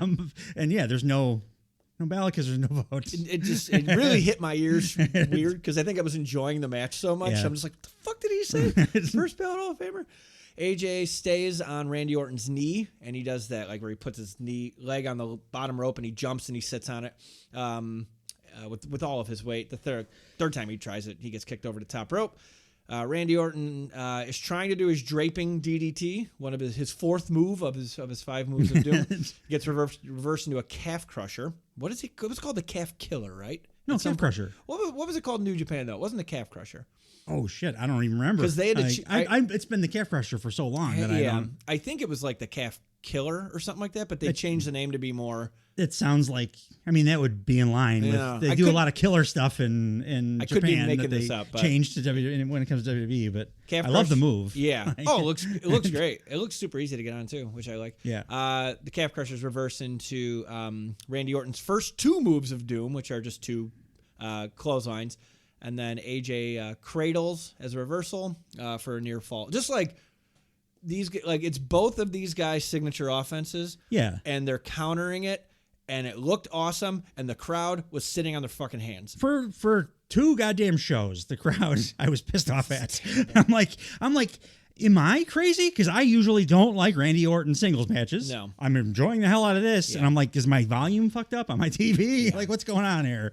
I just watched AJ Styles in France, like people singing a song to him for 20 straight minutes. Now I'm watching him have like the best Randy Orton singles match that I've ever seen, and it's totally silent. I couldn't get over it. I wrote so much detail for what they did because like someone's got to appreciate this shit because that crowd fucking didn't. I'm telling you, man, the WWE universe does not like pro wrestling. No. And there's so the next thing was awesome too. After this, they're both just kind of like AJ's on the ring apron where he usually sets up for the Phenomenal Forum, and he's just kind of like dazed. Randy Orton just kind of standing there, and he stands there for a long time, and then Randy Orton goes for a draping DDT, and then AJ attacks his left knee. He fucking baited him. Yeah. Like, good psychology. It was really good. This whole match was really good psychology. Yes. It was something I always appreciate. It was like 2 veterans who I've seen everything in your toolkit. They're only using the stuff that I know that they have, but they're so smart about when they do it and how they're working the match that it makes me feel the ups and downs, which is harder to do than just the moves. They're really doing a nice Edge and Christian kind of job here of like knowing when to do what. Yeah. And then when the crowd doesn't appreciate it or respond like they fucking should be, it's infuriating. Well, when they're, especially like the crowd should know something's different because these 2 also watch each other's matches, so they know what they're to look for. Like, pay attention, crowd. Yeah. Come on, they're doing the work for you here. A Phenomenal Forearm attempt. Randy Orton slaps the top rope, knocks AJ Styles off. AJ's going for another calf crusher. It takes a second, but he gets it, and Randy Orton gets out, and he throws a power slam, which is the 3rd move of Randy Orton's 5 moves of doom. Randy Orton sits AJ on the top rope, and he goes for a superplex, and AJ slips out, and he pulls Randy Orton's foot. And Randy Orton goes face first into a turnbuckle. He no-sells this and just does a draping DDT right away. Is that move called vintage Orton? This is a real question because they say it all the time, and the more vintage move is the RKO. Yeah, much more vintage. Like twice as long as the RKO. Yeah. I don't. They do say it every time he does it. Every time. But I don't know. I honestly don't know. I don't think know I'm if just this going to is start called. calling it Vintage Orton. I mean, they do, I guess, because every time he does it, they do say Vintage Orton. Huh. That's a thought I had. Never thought But about like, it. yeah, there's other stuff, even RKO and a few other things that he's done. I think that's more vintage. Then it goes back draping further DDT. than the draping DDT. Yeah. Draping DDT started like halfway into his career. Yeah. Like, I don't know. Well, Vintage Orton. Yeah. Randy Orton, or the RKO is blocked. AJ gets up on the ring apron. Phenomenal forearm. Randy Orton grabs the bottom rope he doesn't get the 3 count on him because he grabs the bottom rope. And AJ's fucking pissed at this point because he just hit his finisher. He signals he's going to do the Styles Clash. And as was predicted in the promo earlier, he got an RKO out of nowhere. Yeah. So nice a callback. really good RKO, like a true out of nowhere. Like, oh, goddamn, It was Randy, good. good job. For the W, so Randy Orton will face Carmelo Hayes next in the King of the Ring tournament. Yeah. That should be a good one, too. It will. I'm sure it will. If Randy brings this level of effort and enthusiasm to that match, yeah, it will be. Absolutely. So that was Friday Night SmackDown. And very similar to what I'm going to say about Raw and what I said at the start of the podcast. My biggest complaint about the show is the crowd. Yeah. I just don't like WWE fans. I don't agree with them on what is good and what is not It's good. starting to become North American fans. Like, France ruined the country for me. France made it stand out, but I'm like most AEW crowds. I'm at least. Most, yeah. I agree with what they're cheering. There are like Windsor a few weeks ago sucked ass, but like most of the time, I'm at least I'm with them. Yeah. So there's matches where I'm like, come on, get up for this. It's better than like the Shibata Osprey match in Windsor, for example. But most of the time I agree with them. Most promotions in general, I agree with what the fans are doing because that's how wrestling works. Like wrestlers understand, the good ones, how to work the crowd, and that there's a reason for that. WWE just is, for some reason, a totally different thing. It's these foreign whites, Sully. Foreign whites are out of control. It's the audacity. So we have Monday Night Raw. It's from Greenville, South Carolina at the Bon Secours Wellness Arena. Apparently, Bronson Reed defeated Akira Tozawa.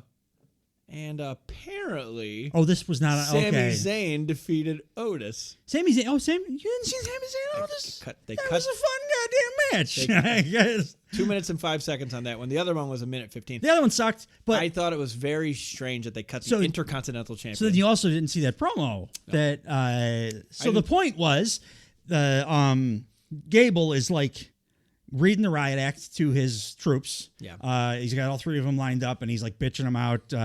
Maxine for losing in her tournament match last week, and as like punishment or whatever, or for them to prove themselves, he's like, I lined up matches for you this week. Yeah. And what he first says is, Otis, you get Bronson Reed. And I was like, holy shit, we're getting Otis versus not Otis. And then he thought better of it and was like, no, I want my number one guy to soften up my opponent. So I'm going to give you Sammy. I don't want to see any goddamn worms or any dancing from either one here or whatever. And the way that match went was Otis was had the upper hand, was winning because he's Otis. He's a big bad motherfucker. Yeah. And then he couldn't fight the urge to do the worm because the crowd is behind him because he's Otis, because he's got a lot of charisma, and he does it. And then Gable gets up on, he's like super pissed off about that, so he gets up on the apron and causes a kind of a distraction, which causes Otis to then eat a haluva kick, which costs him the match. Tozawa match was just a squash the other way, but then there was aftermath where Gable was like smacking Otis around, and Zayn, who had already left, came back and like made the save for Otis. Okay. So there's like story there. Oh. So Hulu would have been better served to let you see that. So I have fixed the issue, by the way. It turns out I was not recording Monday Night Raw. So I was watching the whatever they put in their library. Yeah, but I figured that was the case, but like their library still should have least the main story beats. Like For your Intercontinental cutting. title program, which is the only mention I heard of Sami Zayn or Chad Gable on the show was that they're apparently fighting for the IC title next week. Chad Gable was all over Raw. Like you had like 3 backstage segments or something. None of them. That's crazy. It was a 3-hour show, and I saw that it was only an hour and a half. I'm like, how? And plus, they leave commercials in. I was on like, fast Hulu. forwarding a lot of stuff, and I saw a ton of Chad Gable this weekend. Yeah, I love. Yeah, I was really bad. I don't know who's making the decisions on the Hulu side. Yeah. What gets cut, but like I don't know, not the greatest. So the opening. I mean, they cut the. I remember they cut Xavier and Gunther. Yeah. And that's a story that's been continuously told like through this show too. Yeah, Like, so this will be the last week. Fingers crossed. If I set everything up correctly, that I will. Also, too, I can't fast forward through their version. Like if I record it, I can fast forward through everything. DVR is the way to go. Mass upgrade for me. The opening of the show had Gunther and Kofi Kingston split screen walking in. They're fighting tonight in the quarterfinals. This match was fucking awesome. Yeah. And like watching them come in, I'm like, oh, I'm going to like this. This was one of my favorite, when I'm looking at the brackets, I'm like, I never saw that. That's going to be amazing. Yeah. It just felt like a huge goddamn deal. And they also had Jey Uso and Ilya Dragunov walking in. They're having a quarterfinal match as well. And that was the one I was most interested in because I was like, can Ilya Dragunov drag Jey Uso to a good match? I know how it ended because I gave him a chance and he let me down. I'm back to the Jey Uso skip edict. Did you didn't watch it? I know the end. I watched the end. Pretty good match, Dave. Yeah, well, I'm never going to see Ilya it. dragged him to a pretty good match. It's good. I wasn't happy about the finish, but I saw it coming. But like, dude, they're not going to Ilya can bring anybody to. I was thinking too, they're not going to give us Gunther and Ilya. Not yet. Especially on this show, Ilya's talking about it. They're teasing it. They're saying like he's mentioning it over and over now that like I'm the guy that beat him clean last. Yeah. Like after he said that, I'm like, well, they're not going to do that yet. No. Then no way. And Jey Uso is like, he is undeniably super over. He should be. And he actually is much. I give Ilya all the credit for the match that he had on the show because it was Ilya doing it. It was a good match. So Jey was involved in a good match. So it's fine. He can move on. Yeah, it's good. I'm glad you saw it. It's never gonna see my eyeballs. Because I tried, man. I tried. I don't blame you. I gave him a chance. For me, Dragunov, like I said, he might be my current favorite thing going on WWE TV. So like he could wrestle Nia Jax and I would watch it. Put it this way: if it's Jey Uso versus CM Punk in a retirement match, I'll have to read about it afterwards. Drew McIntyre is arriving, so he's outside and he's in his ring gear already. So he must have got ready in his car. And he's marching from outside directly to the ring. This is our one long camera shot per episode. It's happening right here. It's very cool. And Drew McIntyre's coming to the ring. And as Drew McIntyre's coming to the ring, we see that they have put the Queen of the Ring and King of the Ring crowns, like museum displays, on either side of the ramp. It looks awesome. Gives a little bit of prestige. It does. I didn't like Gunther going like, because it made me think of him putting a crown on his head. Yeah. I was like, it's too silly for you. Yeah. But it looked great as a visual for sure. Yeah, I loved it. CM Punk chants are starting loud once Drew McIntyre gets into the ring. Pat McAfee says, talking about, Cole says something about propaganda. And Pat McAfee's like, well, some would argue that all journalism is propaganda. And I was like, there's no fucking way the WWE universe knows what you're talking about there. They don't understand that at all. No. So like, you got to dumb it down a little bit, Pat. Yeet. He does later. Don't worry. Yeah. That's with his the, woke up Rocky. Thought there was a threat in here. Drew McIntyre says, so he's regarding to the, reacting to the CM Punk chance. He says, maybe if we're in Atlanta or Charlotte, but Punk's not going to show up in Greenville. He only makes the big towns, brother. Love that. Also, too, like, it's what you do. You're a big goddamn star. You don't show up everywhere. Now, what Punk told me when pushed, he's Satan himself. The greatest trick the devil ever pulled was convincing the world he doesn't exist. When the greatest trick CM Punk ever pulled was looking like a drug addict without ever taking any drugs. Dave, when this match happens, we may end up being at odds because Drew's done such a fantastic job. I might be pulling for him to win this feud. I want Drew to win. I think Drew, when they eventually fight, Drew needs to win. Yeah. Like Punk knows what he's doing. So amazing. Yeah. Also, too, like there's way more like upside potential. Pushing Drew to the moon. No, the greatest trick he ever pulled was convincing you to trust him time and time again, no matter how many times he breaks your trust. Management, CM Punk found that you keep taking him back, and it's like an abusive relationship. I don't understand it. The other thing I don't understand is why you buy all the crap that he spews out of his mouth about every week. I don't like talking to people like they're stupid, but if you're a CM Punk fan, you're stupid. Just look at the facts. Last week he was in the ring calling me a coward, challenging me to a fight. You literally watched me leave the arena in my car. He arrived 1 second later, came to the ring, and started talking his trash. It's like he's got a stooge on the inside, Adam Pearce. It's good. Yeah. It's good. And the week before that, I was on the stage. He was in the skybox. I go to the skybox. He's in the ring. He's running from Drew McIntyre. Got a point. This all made so much sense. Punk, eventually I'm going to get my hands on you and I will torture you and you'll beg me to tear your tricep. But until then, I'm not going to waste my time on a guy that might not be cleared for about 20 years. Oh, speaking of things that'll never happen, Jey Uso lost another title match. He's cooking. He's funny, too. Yes, he is super funny. Super funny. Yeah. Did you see his tweet? Which one? When the CM Punk DLC dropped. So they just added Punk to 2K. Yeah. And like 12 hours after his DLC dropped, McIntyre like tweeted a video or a GIF maybe of like Punk's character in the game. He does a Pepsi plunge, but like when he does it in the game, he gets hurt right away. Like his knee, and he's like, he's been in the game for 12 hours. He's hurt already. That's pretty good. That'd be a fun like thing in the game where like it takes age into consideration. Yeah. I'm surprised it doesn't. That game does so much pretty deep. already. It's pretty deep. So he says, speaking of things that'll never happen, Jey Uso lost another title match. My title match. His reward, my spot in the King of the Ring. This is complete BS. I'll deal with you later, Jay. The number one thing is in my priority list is the World Heavyweight Championship and that paper champion Damian Priest. I've been watching you backstage, Priest, walking around. You're the big man with your bootleg bloodline, which I liked. And then Damian Priest's music cuts him off. I mean, he's saying a lot of fucking accurate shit. Yeah. Damian Priest puts his ass right in his place in a second. Yeah. This is the best promo Damian Priest has cut. It is, for sure. That I think. It's like, my note, a little condescending, but Damian Priest trying his best not to sound scripted. Bless his heart. Yeah. Like he really did make an effort to not do the bullshit that I'm always complaining about. Yeah. Like he did. He sounded like a person. It sounded conversational. Yeah. My gut reaction to this is he feels like when Triple H took over DX. Like he was a different guy, different guy completely. Shawn Michaels goes away, and then like he's got to be this new like relatable cool guy. Yeah. And you're like, wait a minute. Yeah. 5 minutes ago. You were just that. Yeah, you were that other thing. I couldn't get it out of my head. I mean, and I do think they're going babyface with him. He's going to be the babyface when they inevitably break this group up.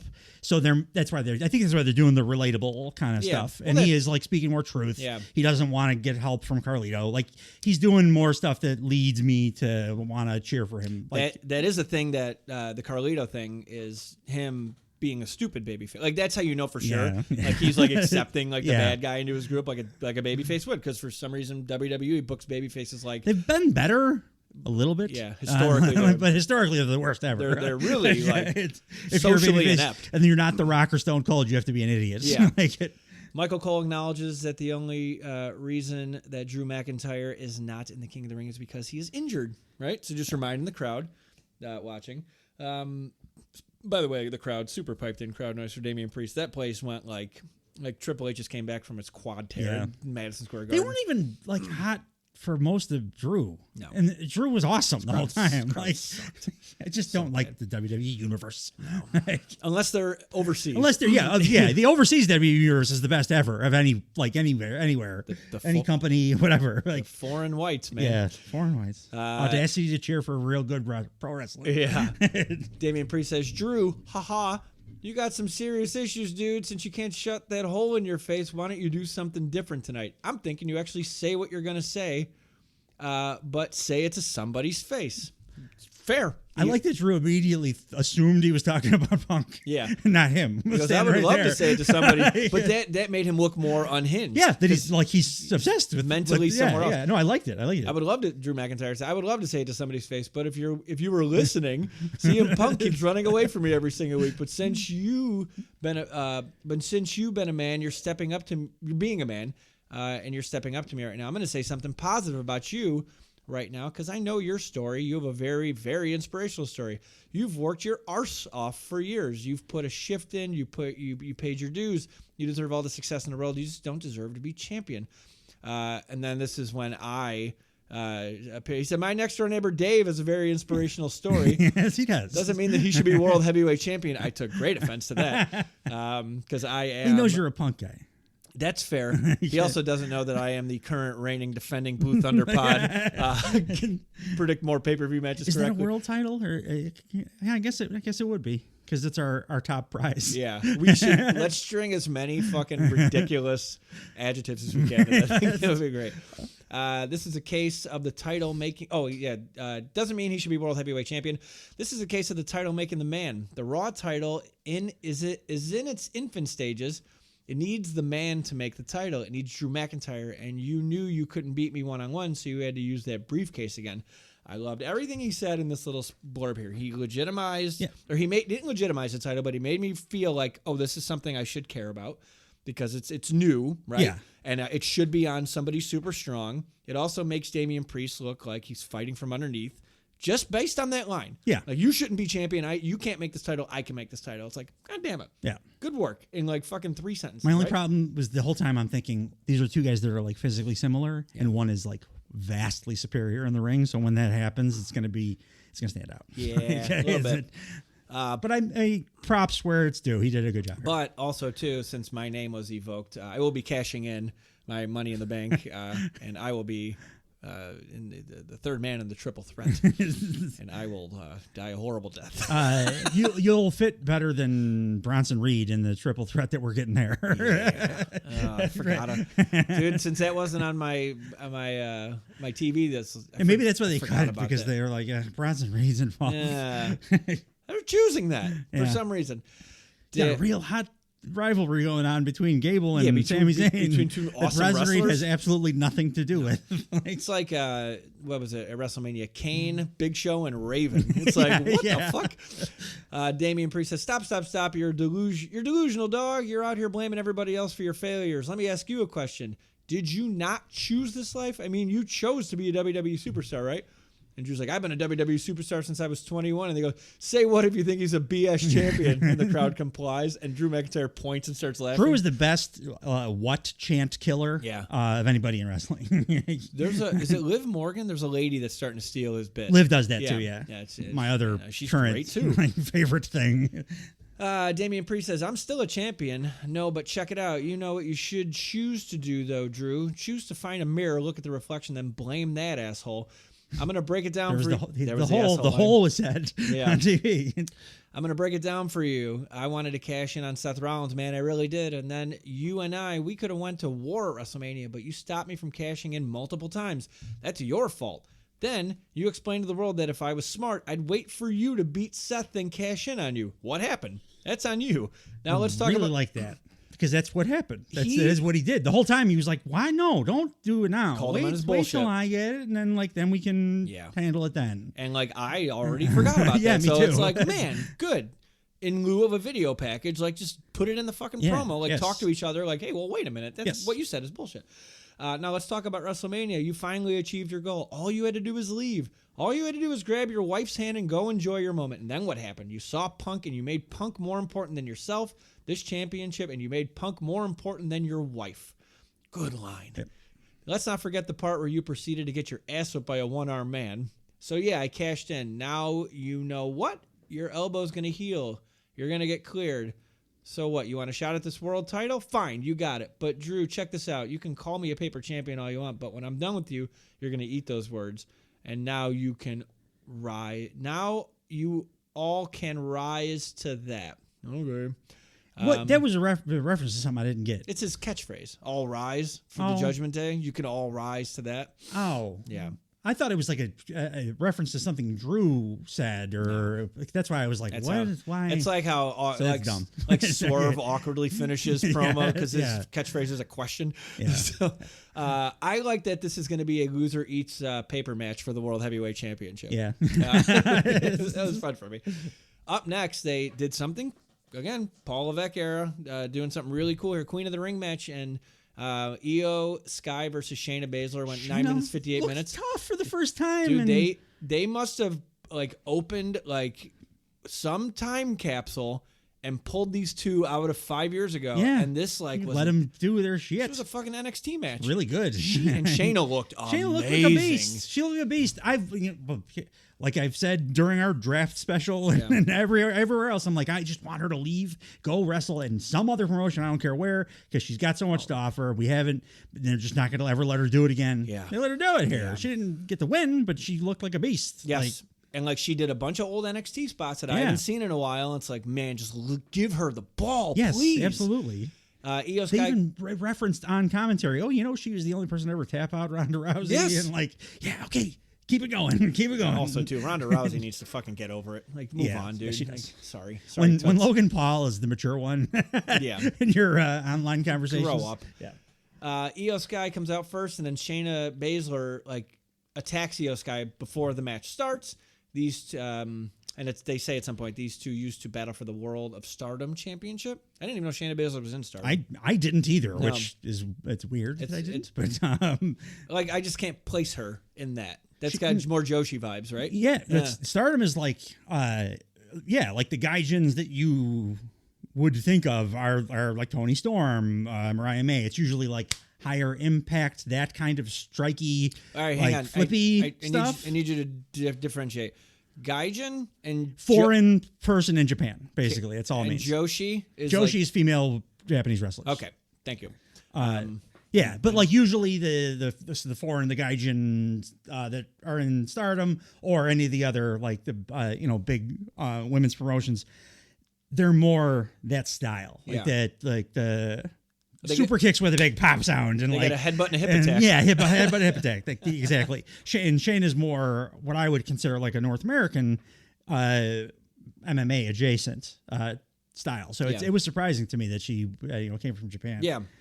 She probably looked like, I don't know, like an unbeatable giant. Absolutely. In that promotion. Yeah. You know? She looked like an unbeatable giant in NXT. And in this match as well. Yeah. And I wrote, at this point, Io is so fucking good. She was, her title reign was not great, but like, she's great. Yeah. She's fucking great. She's wonderful. Yeah. Shayna Baszler did a spot. I'm pretty sure she does this all the time, but for some reason it felt like more impressive this time, where she's standing on the middle rope and she pulls Io Sky's like arm. Oh no, I'm sorry, I'm jumping ahead. Nope, no, I'm not. She stands on the middle rope and pulls Io Sky up by like her bent arm. Yeah. Right? That looked amazing. Shayna Baszler throws Io Sky outside. Like the chicken wing, right? The chicken wing, yes. Never saw this before. Shayna Baszler pulls the ring apron up. Yeah. And that looked nasty. The ring pad is held down by like a bunch of like cables. Yeah. Or like cloth, thread, or whatever. But it makes like V shapes, and Shayna Baszler puts Io Sky's arm through one of those and then kicks it. Yeah, it Never was it's like cables, but they're like super taut, so they're not going anywhere. It's got to pull the ring apron down. So when she strings her arm through it, like those cables are not moving. When you kick the arm, the illusion at least is that it's like going to break the arm. Yeah, like, it looked great. It looked fucking great. There was like, and this is why Io Sky's so good. Like somehow she walks up Shayna Baszler and Hurricane Rana's her. I don't know how. I rewound it. I'm like, I don't know how she got up there. It was awesome. It's like difficult. Yeah, I couldn't figure out how she really pulled it off. And also, I think you need to be a really good base too to have that move done to you. Yeah. So it's just impressive on both sides. Yeah. And then after the Hurricane Rana, Io Sky does a Bryan Danielson head kick. To Shayna Baszler. Shayna Baszler does a eat defeat to Io Sky's armpit, like just further strength, like beating up the arm. And then she does the CM Punk step up knee strike to the corner. Shayna Baszler's got Io Sky up top, and she goes for an avalanche deadlift, and then Io escapes. Shayna Baszler falls like she's about to fall outside of the ring, but her leg gets caught like in a tree of woe kind of thing, and she's just dangling upside down outside, which, again, cool visual. Io Sky does an acai moonsault, springboard dropkick, and Meteora right back to back to back. There's like 3 Meteoras in this match. I didn't realize she used that move quite so much. I love the Meteora. I think it's available since yeah. The proprietor of it is doing business elsewhere. Is currently laying in the middle of a broken table. Yeah. Also very happy she had shorts on for that show, because I'm like, oh god, the simps are gonna be pausing. Because like when you watch, like if you go on Instagram and you try to like watch recap, like I love looking at the comments, but when it's like female related, it's rough. It's uncomfortable. It's always rough. It's like Joel Gertner's like narrating. Yeah, absolutely. Another plug: watch Turnbuckle Time Machine, ECW Heatwave at 98. Io Sky goes for her over the moonsault. Shayna Baszler gets up to her feet. I'm sorry, Shayna Baszler gets her feet up, and then I don't think I've ever seen this before. No, where she like countered the counter to a moonsault. Yeah, yeah. Io Sky lands on her feet and like grabs she like grabs the feet that are up. It was cool. And then Io Sky kicks Shayna Baszler in the face, goes for the pin. And it's like some weird kind of pinning combination because it is snapped into the Kirifuda clutch, which is Shayna Baszler's like, I've held the NXT Women's title forever because of this. Yeah. It's super dope. But Io Sky rolls out of it. She rolls out of it immediately. Yeah. Throws a crossface on, and then Shayna Baszler. My only real gripe about the match was it was too easy for her to get out of that move. Yeah. There's not a lot, and this is on both shows I'm noticing, and I think, again, because we're watching older wrestling, there is not an emphasis on letting submissions breathe in either company. And like, I'm watching it in old pay-per-views. I'm like, this is really effective. Yes, it is. It really adds to the match. You're right. Everybody's gone away from it. Yeah.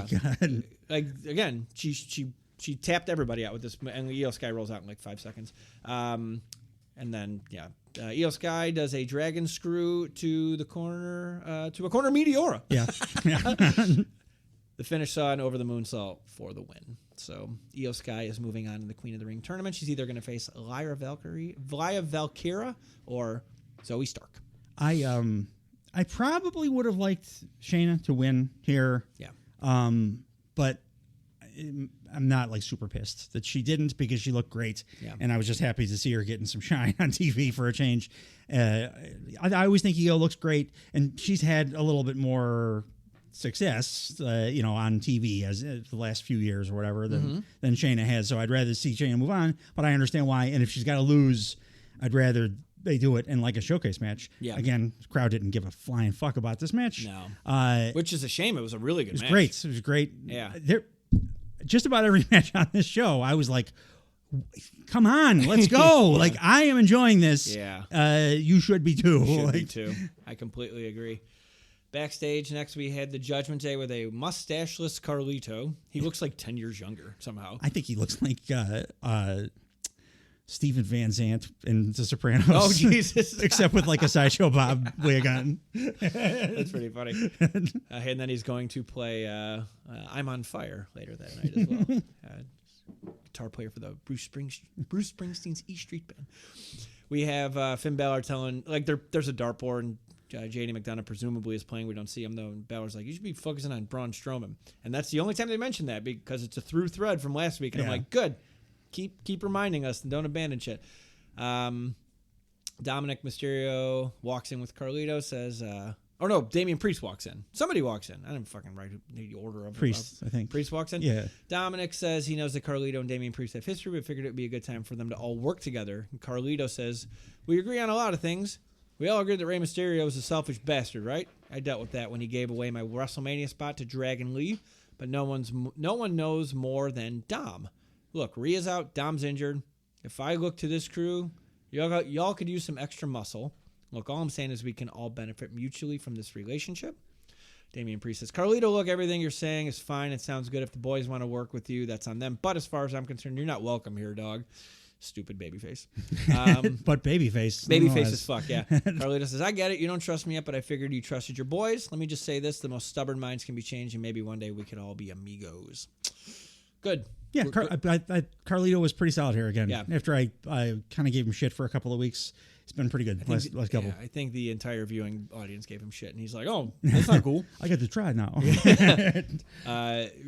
These, By the way, I'm glad I ran down all the Gable stuff at the top. Yeah, because we jumped over 5. There's like Gable interspersed in all of the things that we're talking about. Yeah. Like he's throughout the show. It's amazing that they cut him out. I would love to be privy to why they choose to he was cut like the what star they of cut. the show this week. Well, apparently he wronged somebody at Hulu because he wasn't on the show at all. Maybe Vince is at Hulu and he doesn't like short guys still. God so. damn it.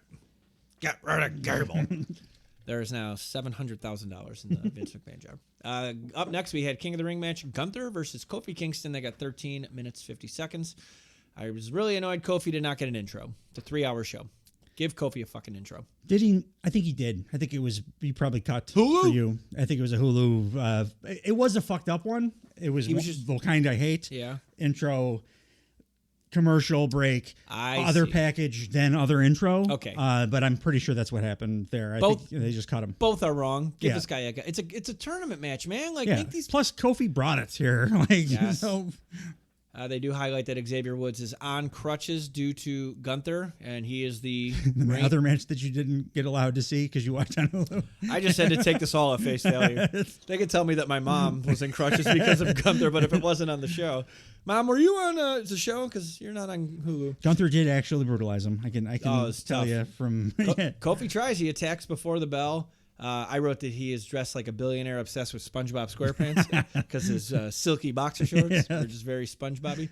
Kofi's focusing on Gunther's right knee, and the bell rings while Gunther is down. Did you notice that? Like they both got in the ring. They actually made reference to it on commentary too. Yeah. They were like, "The ref's not going to wait and make sure he's okay to start the match." Like, okay, which I'm glad that if the ref's going to do that, which is kind of a fuck up. Yeah, I prefer the commentary then does say because it makes it feel like real. Like, hey, he should have. Well, we all saw it. Yeah, so yeah. Like But instead, like for years, they would have ignored something like that and pretended it didn't happen. Whereas now they're just acting like it's a real thing. Yeah. Like, oh, well, he probably should have waited until they were both set and he could check to make sure everybody was ready to go. Yeah.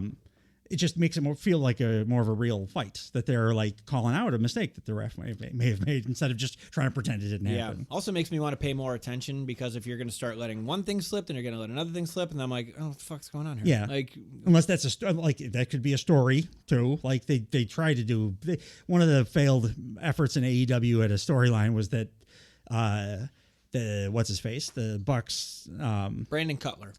No, they're the ref that they always use, the old looking guy, the one that's the one that nobody knows his name.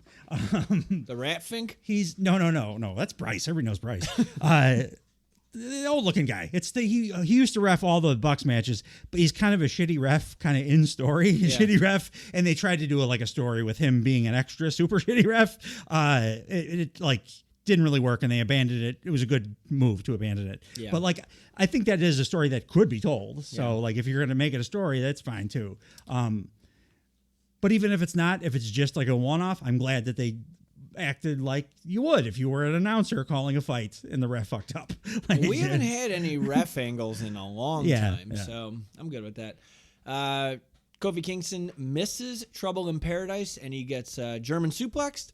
But Kofi Kingston flips to land on his feet, drop kicks Gunther's knee, and then he does a fucking boom drop from the top rope. Yeah. I never saw this before. I don't think I have either. That's what I was thinking of when I said Kofi brought it here. I was like, God damn, Kofi. And that was we're 10% into the match. Yeah. Right off the bat. That should have been it really hurts your viewing experience that you didn't see what Gunther did to Xavier. Because the reason that Kofi came out the way he did, and I loved it, was because he was so fucking pissed that Gunther brutalized his best bud. Sure. So he came out and did all these things that trying to kill him before the bell and then doing moves he's never done before, right off the bat because he's pissed. He's telling a story. So it hurts that they didn't. Hulu didn't want you to see the story. Well, you're making me very excited about it. Also, too, last time I got to deal with that shit. Yeah, thankfully. Fingers crossed that my middle-aged ass actually set up the DVR correctly. Gunther. So Gunther's on the outside now, and he catches.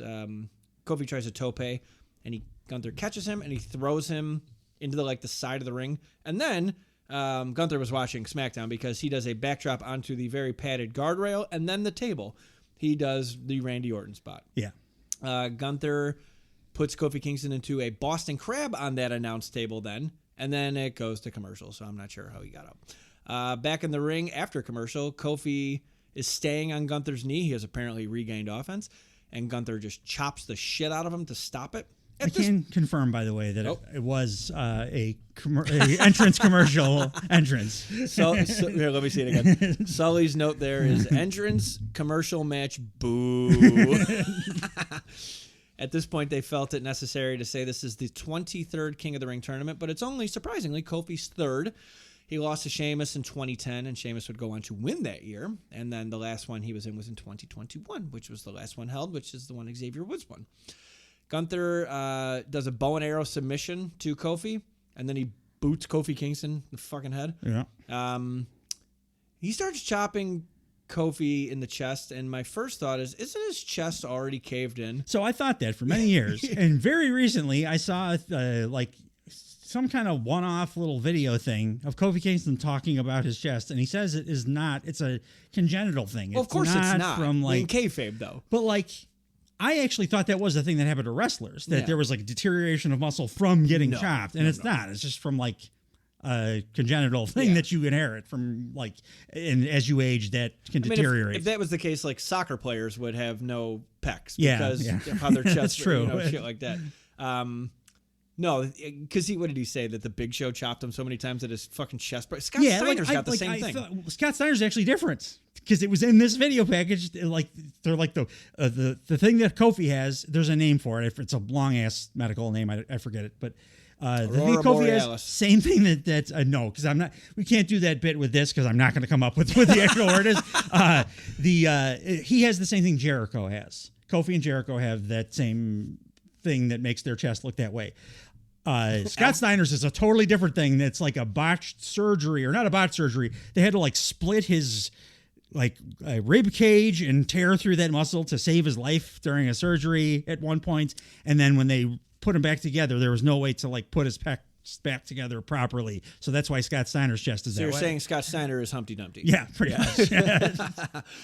And the thing that Kofi Kingston does not have that Chris Jericho has is a lot of alcohol. Yeah, yeah, that too. Kofi Kingston.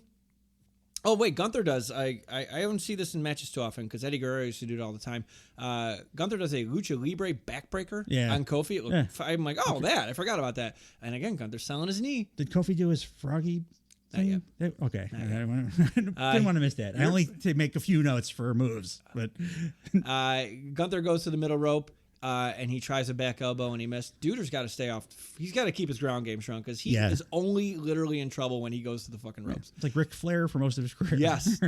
He's just never going to learn. Gunther tries a Rainmaker. Yeah. It's reversed into an SOS, which is reversed into a gut wrench power bomb. But Kofi escapes before he gets dropped. And then this is where he does his standing, Gunther's standing and Kofi does a frog splash to a standing Gunther at this point. It's a froggy crossbody is what I labeled it. I don't think I'd seen him do that or anybody do that for that matter. Looked awesome. It was like a D-Lo frog part too, a full-on ribbit froggy thing into a crossbody. It just looked dope. It's a video game thing that never registers. Like when you do a top rope dive to somebody, you're like, this is going to be successful 3 out of 100 times. Yeah. But we're going to try. It's cool. Bring it into the... Well, he's a video game guy. He probably knows. I'm sure. Gunther puts on another Boston Crab, but Kofi escapes pretty quickly. And this is where I said there's not enough time to let submission seem plausible. Kofi does hit a SOS. Kofi tries some kind of top rope attack, and then Gunther just drop the shotgun drop kick to his back, and then he hits a Rainmaker for a 2. So one of the few moves that I was like, just because Okada does it, and nobody's doing it as good as Okada. Right. So Gunther, 99% of his moves look great. That looked a little slow and clunky, but it's just because I just watched Okada use the same move to win the main event. It's like when everybody started nailing in code breakers. It's right. It's not as good as his for some reason. at one point Gunther goes to the outside and he bends Kofi's back around the ring post. Like he grabs a foot and an arm and just pulls him around the ring post.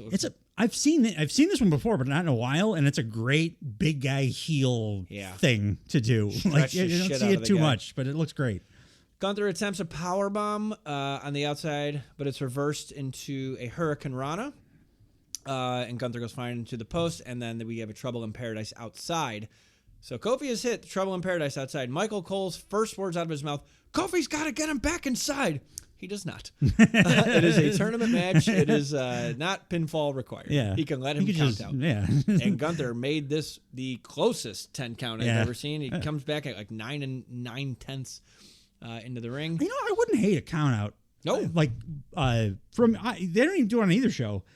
Just to make these teases feel more plausible. Yeah, like because we haven't seen one in forever. Like used to be all the time. Yeah. So yeah, I understand why they got away from them because like in the 80s and like early 90s, it sucked. We were tired of seeing them. But now do one every once in a while because then it would make it like more suspenseful when somebody's just don't finish pay-per-view main events with them. Like some companies used to do. Don't do that. The finish we had Gunther go. Kofi goes for the Trouble in Paradise. It is sidestepped into a power bomb. Kofi kicks out. And I shouldn't say he kicks out, he kicks up. Yeah. Because Gunther he's got him stacked. Puts him right back into the Boston Crab, and he gets a tap out for this. Yeah. Fuck yeah, dude. This match great was match. awesome. It's a great match. Awesome. So I said, Gunther, again, still the crowd was a little bit more into this one, but still not close to where they should have been. I might start watching it on fucking closed captioning. I'll just listen to I'll listen to soccer crowds on YouTube. Like I'll find some loop. There's got to be like a 10-hour looping soccer crowd chant bullshit, and then I'll just read the closed captioning. Just pump it in, like do the hairdryer bullshit. That's a better. It's better than not doing nothing. It, but they're doing it for these other assholes shit. Do nothing. Yeah. Oh. Yeah. You don't pump it in for like Damian Priest promos. No. Pump it in when Gunther and Kofi are having a banger, and everybody's sitting on their goddamn hands. We're gonna get spoiled though, because it's gonna be like self-driving cars, where like I'm gonna go to the show and I'm like, I don't have to do anything because they're gonna make us sound like we're fucking going ballistic. No, anyway. Dave, that'll never happen because you're actually a wrestling fan and you understand that cheering is part of the goddamn fun of going to a wrestling show. I don't know what these people pay their money for because it looks like they're not having a very good time. Well, everybody in town saw Fall Guy already, so they needed something else to do. So Gunther at this point is going to face either Jey Uso or Ilya Dragunov. And I wrote it's going to be Jey, and then the match happened. And it's going to be Jey. King of the Ring, by the way, it's gotta be. King of the Ring is on May 25th. In case we're all wondering when it is.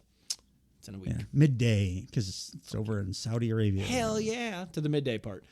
Yeah. We get especially since we got a night pay-per-view the following day. Oh, that's the same weekend. That's right. Sunday night. Ugh, no.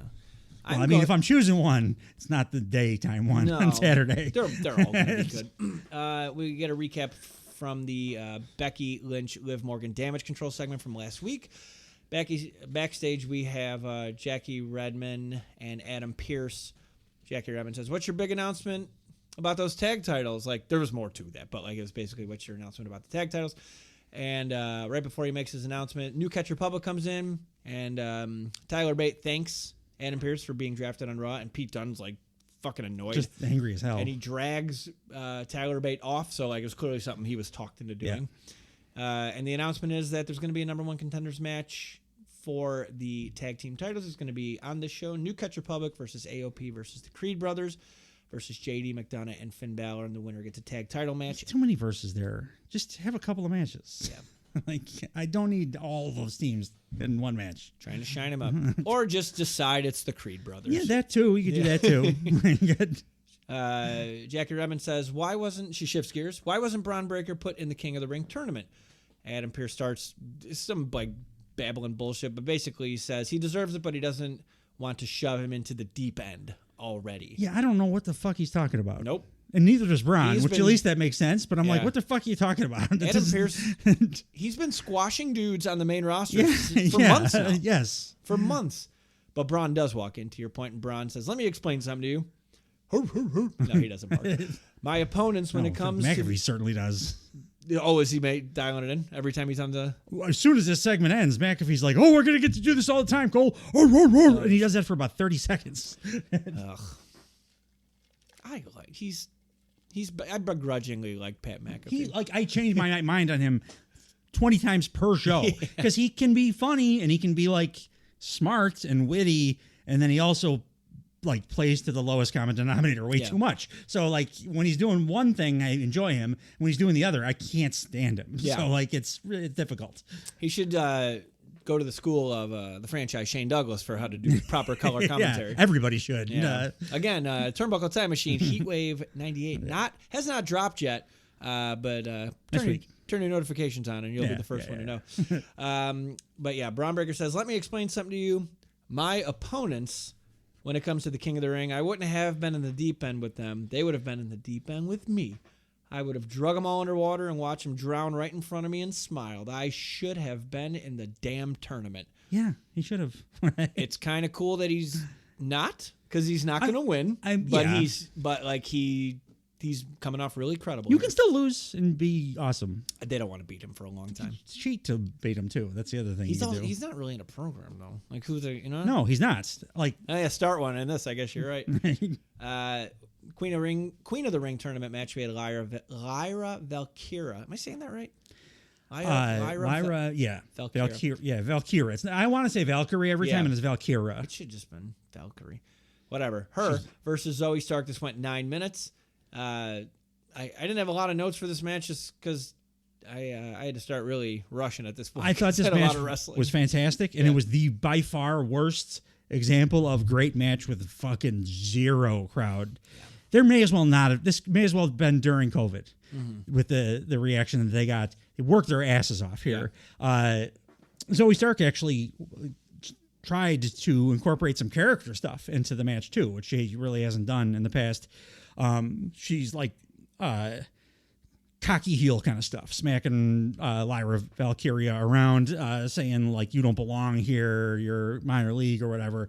And then she's just a incredible in-ring performer. So like Enziguri she does is one of the best I've ever seen, and she does it multiple times in this match. It's absolutely fantastic, and she gets the win. I was surprised by that. I was pleasantly surprised because evidently they see in her what I also see in her. That's she's a fantastic in-ring talent. So push her. They're not being quiet about NXT call-ups. You guys are stars, which nice. It's a nice change. It was not the way it used to be. Like and now it's now we got the one, at least on the women's side we have the one that is the in-ring dynamo. Now we've seen her and she's winning all her matches, and the other one we don't know anything about her except that they give a shit because they gave her a cool package and very cool package. She has a character and stuff. Yeah. So it's both ways.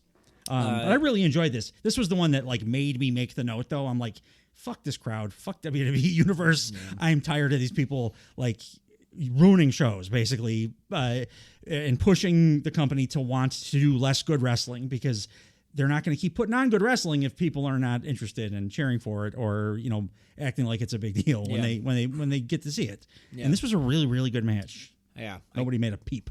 You know who else didn't make a peep? Lyra Valkyra. She didn't do the usual shit when women scream. Oh yeah, no. She looked like she had a bruised voice box this whole match. Like I was like, oh, usually they all start screaming right here. I like where she talked. When she talked too after the match, she did. She cut an in-ring promo, which I always dig. I actually wish AEW would do this, the in-ring post-match promo, because they get so many great promos post-match backstage that they only put up on their goddamn website or on YouTube. Yeah, and then most people don't see it.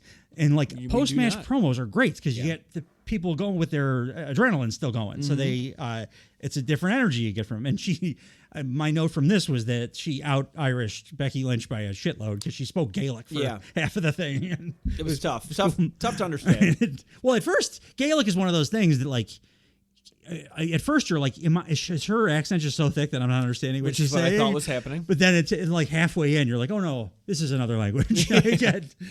We did not mention that the finish was Zoe Stark tried her Z360, which is an awesome finisher. And both of these women have great finishers. Countered into Lyra Valkyra's Nightwing, which is it's the JML driver. It's the Daniel driver, Yeah. pretty much. And Lyra Valkyria advances. She's going to be facing Io Sky next week, and that match should Goddamn. be off the goddamn charts. Amazing match that goes off to fucking total silence. Hear a rat pissing on cotton, as they say. Yeah, because we had to save all of our cheering for Becky Lynch versus Dakota Kai. Which She's just a heel to me. Every time, everything she does is like Reed's heel. I have don't no know. interest in her. Like She does the she keeps doing the she did to Lyra Valkyria here. She's like, keep it up, little buddy. Like, that's condescending. You seem Super like a condescending prick. Yeah. It's supposed to be uneven playing field. She's your competitor. Stop acting like that if you're supposed to be a babyface. Maybe they're doing long-term storytelling where we look back in 3 months and go, hey, that'd be great. But the universe doesn't pick up on it because they still cheer for Becky Lynch. Universe doesn't pick on it on the other show either. I am the universe. We had Becky Lynch versus Dakota Kai. Again, 10 minutes. Match starts with Becky's stomping Dakota Kai in the corner. She throws some elbows, and then she does she hits her face on the turnbuckle in all 4 corners. And I made the note here: crowd is dog shit. They pop for the entrance, like you mentioned all the time, and they love entrances and finishes. Baseball slide on the apron. I will say, not here. Our home city, Chicago. We're one of the places that actually cheers for the right shit. Us in France. France cheers for everything. So they're fighting outside for a while. Dakota Kai gets back in the ring, and Becky Lynch is fighting off Io Sky on the outside. Becky Lynch goes to the top, gets thrown off. Dakota Kai returns the turnbuckle favor, she just does the spot that was done to her. Becky's doing some weird ass bumps in this match. I don't know if this was rehearsed ahead of time, but she's hesitating and pausing at weird spots. Terrible chemistry. Yeah. They worked through it, and it was tough, man. But they had real bad chemistry. It was super noticeable. Yeah. There was 3 different hesitation that caused almost a botch, but not quite a botch. But it's just straight chemistry. Head up. Becky does her jump up from the bottom rope into a kick, and that goes right to a commercial. I did like Dakota. I don't know if we did. When she was doing the turnbuckle thing, she was like, you know how much I like talking in the ring? Yeah. She was like, you want the turnbuckle? Here's the turnbuckle. I was amused by that. I like Dakota. Yeah, I do too. Lot. I do too. Again, I was pulling for the different person than the crowd. Yeah. Well, because she has infinitely more charisma, and she's the leader of a dope heel stable. Yeah, and she understands her character and what a babyface and what a heel God is. forbid we enjoy the things that are well written. Dakota Kai does the same jumping rope stomp. She tries it again. She misses that one. And Becky does draping middle. So Dakota's stuck in the middle rope, and Becky Lynch goes to the middle rope, sitting on the top rope, and does a drop kick. A leg drop. She does a manhandle slam. It's reversed into a pump kick. I hate her moves. Names of her moves too. The manhandle slam. The Beck-sploder makes me gag. Yeah, it's all of her uncomfortable move names are stupid move names. Beck-sploder. What's the finish too? Is a dumb name. Disarm her. Disarm her. That's at least fun. That's eat defeat. Eat defeat is immeasurably better than disarm her. Disarm her. Well, what are you supposed to do to her? You disarm her. I just don't like Becky Lynch. Well, we're gonna wrap this up real fast. So the finish saw Becky Lynch. It's a superplex onto Dakota Kai into a cross arm breaker, and then repeatedly rolled back and forth pin combo, arm breaker, pin combo, arm breaker, and then slides into the buckle up, disarm her. Did we pass it, or did you not get the backstage segment between Becky, Lyra? I did not. Liv. Oh my God. No, Liv was on the show for 30 seconds when I watched it. I need you to see this. I actually have to pull it up and we'll watch it after the show. But I need you to see. Becky Lynch throws the worst punch I've ever seen in pro wrestling. Oh. I want to watch I've ever seen. Yeah. At first I didn't understand that it was a punch because it looked so goddamn bad. So what happened in the backstage segment is was this before or after the match? I think this was before this match, which is why it is occurring to me now that we didn't talk about this yet. Yeah. Lyra Valkyrie is backstage. Actually, it was before her match even because she hadn't wrestled yet. And Becky Lynch. That's when Becky Lynch is doing her oh yeah, go for it, kiddo. You just keep working hard thing that I was saying. It reads as like condescending. Yeah. That's what this was happening. And then Becky like walks off, and then it's Lyra, and she's being interviewed after Becky gave her like, oh, go for it. And then Liv walks up, and Liv is like, yeah, welcome to the show. You know, it's great to have you here. It's going to be fun competing against each other. But I got to ask you, has Becky Lynch always been this big of a bitch? Because they're both Irish. So it's like assuming that they, and that was supposed to be the heel thing. And my thought was like, yeah, has she always been this big of a bitch? Yeah. And then it was like, oh, well, you can ask her yourself. And Becky was standing behind Liv. Like she had walked back around and stood behind her, like, oh, he's standing right behind me, huh? And when Liv turns around, Becky throws, I guess, a punch. It's the worst looking thing I've ever seen. Mm-hmm. And then Liv sells it great, falls and like acts like her jaw is going to fall off or whatever. Yeah. But it was absolutely horrible. Yeah. And then Becky says some dumb shit at the end of the segment. But I don't get it, man. Ugh. I don't get her. Yeah. Months ago, I asked you, I'm like, Becky Lynch a good worker? I asked you that when we Like reviewed our first show, I think. It's like Elimination Chamber review. Yeah. I was asking you that. And that's what I was saying earlier. Like, there's a lot of old guard in this fucking show. Like, and I get it. Like, it's supposed to be Rhea. And we're just putting a Band-Aid on shit right now. Plenty of talent there, though. But they're building Liv nice, too. Like, Yeah. I don't hate that. Oh, no, I love what they're doing with Liv. If it's at the expense of Becky. My hope is that's where this goes. This is only happening so Liv can win the belt in off Saudi her. Arabia. Yeah. She better fucking win in Saudi Arabia. Yeah, she better. She fucking better. But yeah. Well, she's wearing her goddamn scuba suit. Scuba Steve. Big Daddy, add it to the list. Also, sidebar, I read Scuba Steve from Big Daddy was not a real toy, but it was based heavily on a toy that Adam Sandler loved as a child. No shit. Yeah. Do you know what the name of that toy was? Scuba Bill. I don't know. Probably something like anti-Semitic. It was from the 50s. He's Jewish. Yeah, but still. All right, fair enough. So then after the match, Kairi Sane and Io Sky are attacking. Oh, I'm sorry. She didn't tap out. Kairi Sane and Io Sky attack Becky Lynch to cause the DQ, so Dakota Kai does not have to tap out. And then after Lyra Valkyria's music hits, she comes out to make the save. And then both are from Ireland. Cool. Liv hits the ring through the crowd, and then she throws Becky Lynch into the post, and then she bails. Yeah. And I'm like, oh, I didn't get a lot of Liv this week, but apparently you Hulu missed her nice little promo segment. Hulu is doing some kind of blocking to me. Up next, I'm like, Liv, she's short too. Maybe that's it. There's no Chad, no Liv, no short people. There's a height requirement to making it to Hulu. Up next, we have the tag team #1 contenders title match, Fatal 4-Way. New Catch Republic versus Finn Balor, JD McDonough, the Creeds, and Authors of Pain. I just wrote awesome match. I just want to see the Creeds wrestle every week. Yeah, that's it. It's about all I had. Yeah. I was like I said, I would have rather this been split into 2 matches. Yeah. Just because you get more wrestling that way. Like I like all the people involved here. Also, pretty much. We got another week to kill. They could have done that. They could have. Yeah. 2 matches tonight, and then the qualifier next week. It's a 3-hour goddamn show too. Like, plenty of time to put a lot of stuff on. Yeah. You'll see now that you're DVRing. There's a lot of repeated video shit that we don't need to see 3-4 times. You could throw another match in there, get some more people on TV, get some other people shine. Well, clearly you don't need it because I'm not seeing it. So like, don't tell me that it's required for our short-term memory. Yeah, whatever the logic is. Well, it is for those people. It's fair. They're too busy watching that instead of cheering. Like, what happened? What just happened? Well, yeah, they're watching the replay of the videos on their phones while like 2 workers are busting their asses in the ring. Like. At some point, Carlito comes out, gives a backstabber to Pete Dunne to help the Judgment Day.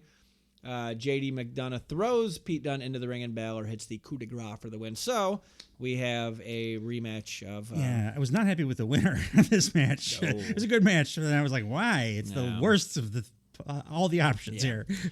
So at King and Queen of the Ring for the World Tag Team Championships, we're going to get Awesome Truth versus Finn Balor and JD McDonough. Cool. I will probably fast forward that match. Yeah, unfortunately, I got to fucking watch it and take notes, but I don't want to. We had a backstage segment with the Judgment Day and mustacheless Carlito next.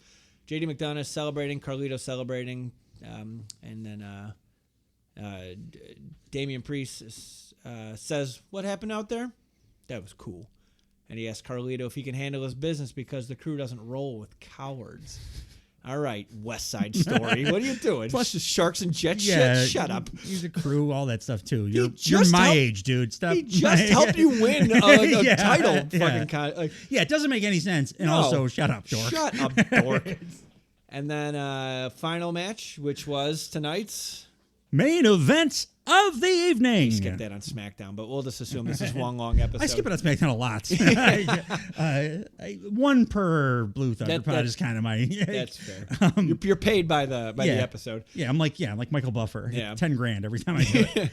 Just taken to the just deducted from the Vince McMahon swear jar. There's a lot of cash in there. This match, I know you. Yeah, I know it's a Jey Uso rule. Yeah, Dave, but I'm gonna let you this match talk. Kind of fucking ruled. Jey Uso versus Ilya Dragunov. I can't do your job. I don't do the play-by-play as well because I just don't take his notes as well as you do. But I can tell you, like, the general vibe of the match was Jey Uso's offense looked so much better than it usually does because of the way that Ilya was selling for him. And Ilya Dragunov, his thing, he already has a thing, which is phenomenal. It just adds to the myriad reasons that I love this dude.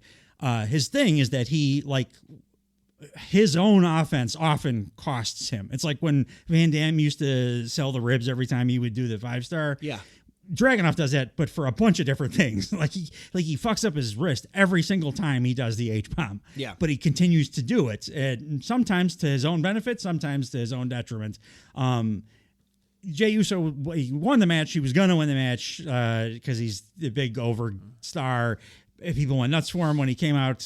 One of the few times they cheered on this whole goddamn show. Dragunov got very little reaction from anybody, despite having an awesome entrance himself and like carrying this match completely. The crowd didn't care because he's not a big star yet. But it was the best Jey Uso singles match I've ever seen, and the best match that Uso's been involved in forever. But it, like, Dragunov made him look like $1 million. It actually made me believe that Uso might be able to, like, continue to do well going forward, even though I know that, like, intellectually that's probably not true, and it's probably just because it was Ilya Dragunov in there doing his, like, awesome, crazy drunk selling, you know, after everything that Uso did, that made me think that, okay, yeah, his moves look good. But, like, even his super kick, like, I don't know why, but for whatever reason with Dragunov in there, it looked like it hit him right in the mush. Yeah. Never does for Jey Uso against anybody else. No. This dude rules, just rules. Yeah. Like, you're right, and they are right for not doing the Gunther match yet, because that's going to be fucking amazing. Yeah. And give it time to build Dragunov up. I think they're going to stick with him as a babyface, which I like a lot. I hope they do that. I hope they don't fall down the hole of he's a foreign guy. We're going to automatically then eventually just make him the foreign menace guy. Yeah. Because I think he's super likable. Dude, I tell you what, if they're already mentioning that he beat Gunther, he's going to be in fucking Imperium. Like, why would they talk about it now if they're going to do something with him eventually? Like, why even float that out there? I really don't want... Dragunov's just a babyface. He's one of those guys that can be, like... You know what else he is? It's hard to do. You know what else he is? He can do it. He's fucking European. And if you're European in this company, there's a place for you. That's what I'm saying. Like, don't... I agree with you, man. I agree with you. But, like, there's no evidence to prove otherwise. Yeah, I know.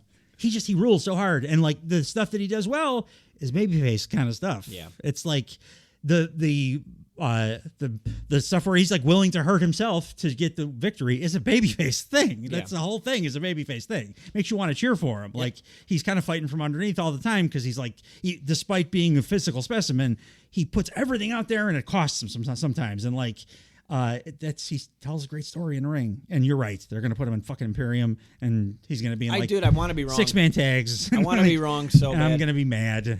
But right now I love him. And this was a great match. Yeah. It sounds like it was a lot of fun. Jey Uso wins with the Uso splash. Yeah. So next week we have Jey Uso versus Gunther. And then Gunther comes out in his I'm about to get on an airplane clothes. And they have a stare down to end the show. And that was Monday Night Raw. What'd you think of this week's WWE programming? I might have mentioned this. It's all great except for the crowd, Dave. Yeah. They did a good job this week. It was great. It was great. Really good. It was booked for me, for us, for like wrestling fans. Unfortunately, it wasn't wrestling fans that were in attendance at these shows. There's some cities that they are for WWE. Unfortunately, for too many. Again, it's a lot of the blame goes to Vince because it's decades of conditioning for what to cheer for. Yeah. That's just wrong. It's wrong stuff. Yeah. You're cheering for the wrong thing, or not cheering enough. It's like he made it a kid's product forever. And I was thinking about that while watching, as I went back and watched the main event of Dynamite again right after I finished Raw this week, and it's a weird, really weird situation in professional wrestling because the show that everybody, obviously not every Darby Allin, like Kenny Omega, guys like that are not interested, but like the vast majority of pro wrestlers are trying to get to the WWE. Like that's the top in your career because that's where the most eyes are on you. It's the most well-known thing.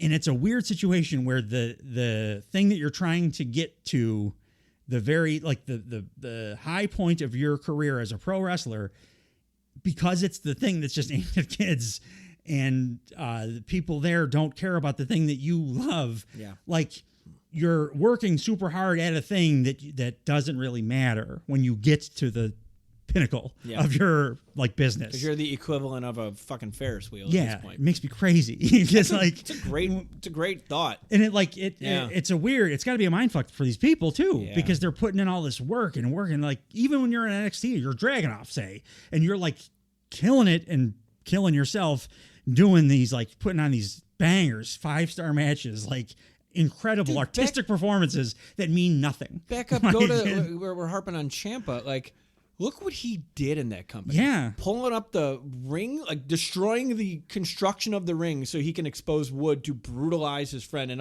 now he's got a cosplay as Triple H. Yeah, now he's doing a joke angle because they're both 5'7" or whatever they are. Like that's a great point. I never considered that. Like it was kind of a mindfuck to me because I'm putting myself in the minds of these people that are all like, it's their life's journey to get to this point. Yeah. And when you get there, you have to just basically abandon all the art and the sweat and the blood that you put in to get to this point because it's a totally different thing then. Can you imagine if you played AA baseball, AAA baseball, and the major leagues was like the Savannah Bananas? Yes. That's a great comp. That is basically exactly what is happening. Yeah. Here. Like it's very top. The Yankees are the Savannah Bananas. Yeah. Like, wow, good. I like that a lot. That's interesting. That's bastardizing your fucking it's super craft. Interesting. Like putting yourself in their mindsets. Yeah. Like I want to ask a wrestler about. Yeah, me too. We need to interview somebody because I need to ask that question now. I'm gonna hit up Frank the Clown when I get off he talks to me. That aside, but children aside, if you want a different flavor of professional wrestling, dropping at the same time as this, as always. Really quick. Oh, I'm sorry. We have to do our Queen of the Ring brackets. Oh, I forgot. Yeah, absolutely. I almost did too. Yeah. So we'll do it real fast. I have to find them. Oh, please tell me I saved it. If I didn't save it, we're not fucking doing it. I might be able to put them together in my head. Jade Cargill's winning. I must have put. She's my MVP of the week for WWE. I had it. You know what? We'll do it next week because I have the bracket somewhere. But like, we'll properly do both of them again next week. We don't have to do that. Fucking Jade Cargill's winning. Yeah. She's gonna. And like I said, she's my MVP of the week this week. She made the biggest leap forward in my mind because she did a bunch of shit I didn't know she was capable of. So I interrupted for nothing. So it's okay. Carry on. If you're looking for another flavor of pro wrestling, not quite maybe the pinnacle that many wrestlers like I was just talking about see is the end goal of their career, but the one that probably gives them a little bit more artistic satisfaction. The AEW podcast of Blue Thunder Pod will be dropping at the same time as this one, so if you haven't checked it out, please go do. Otherwise, thanks for joining us, everybody, and hope you do again next week. Bye, everybody. Bye.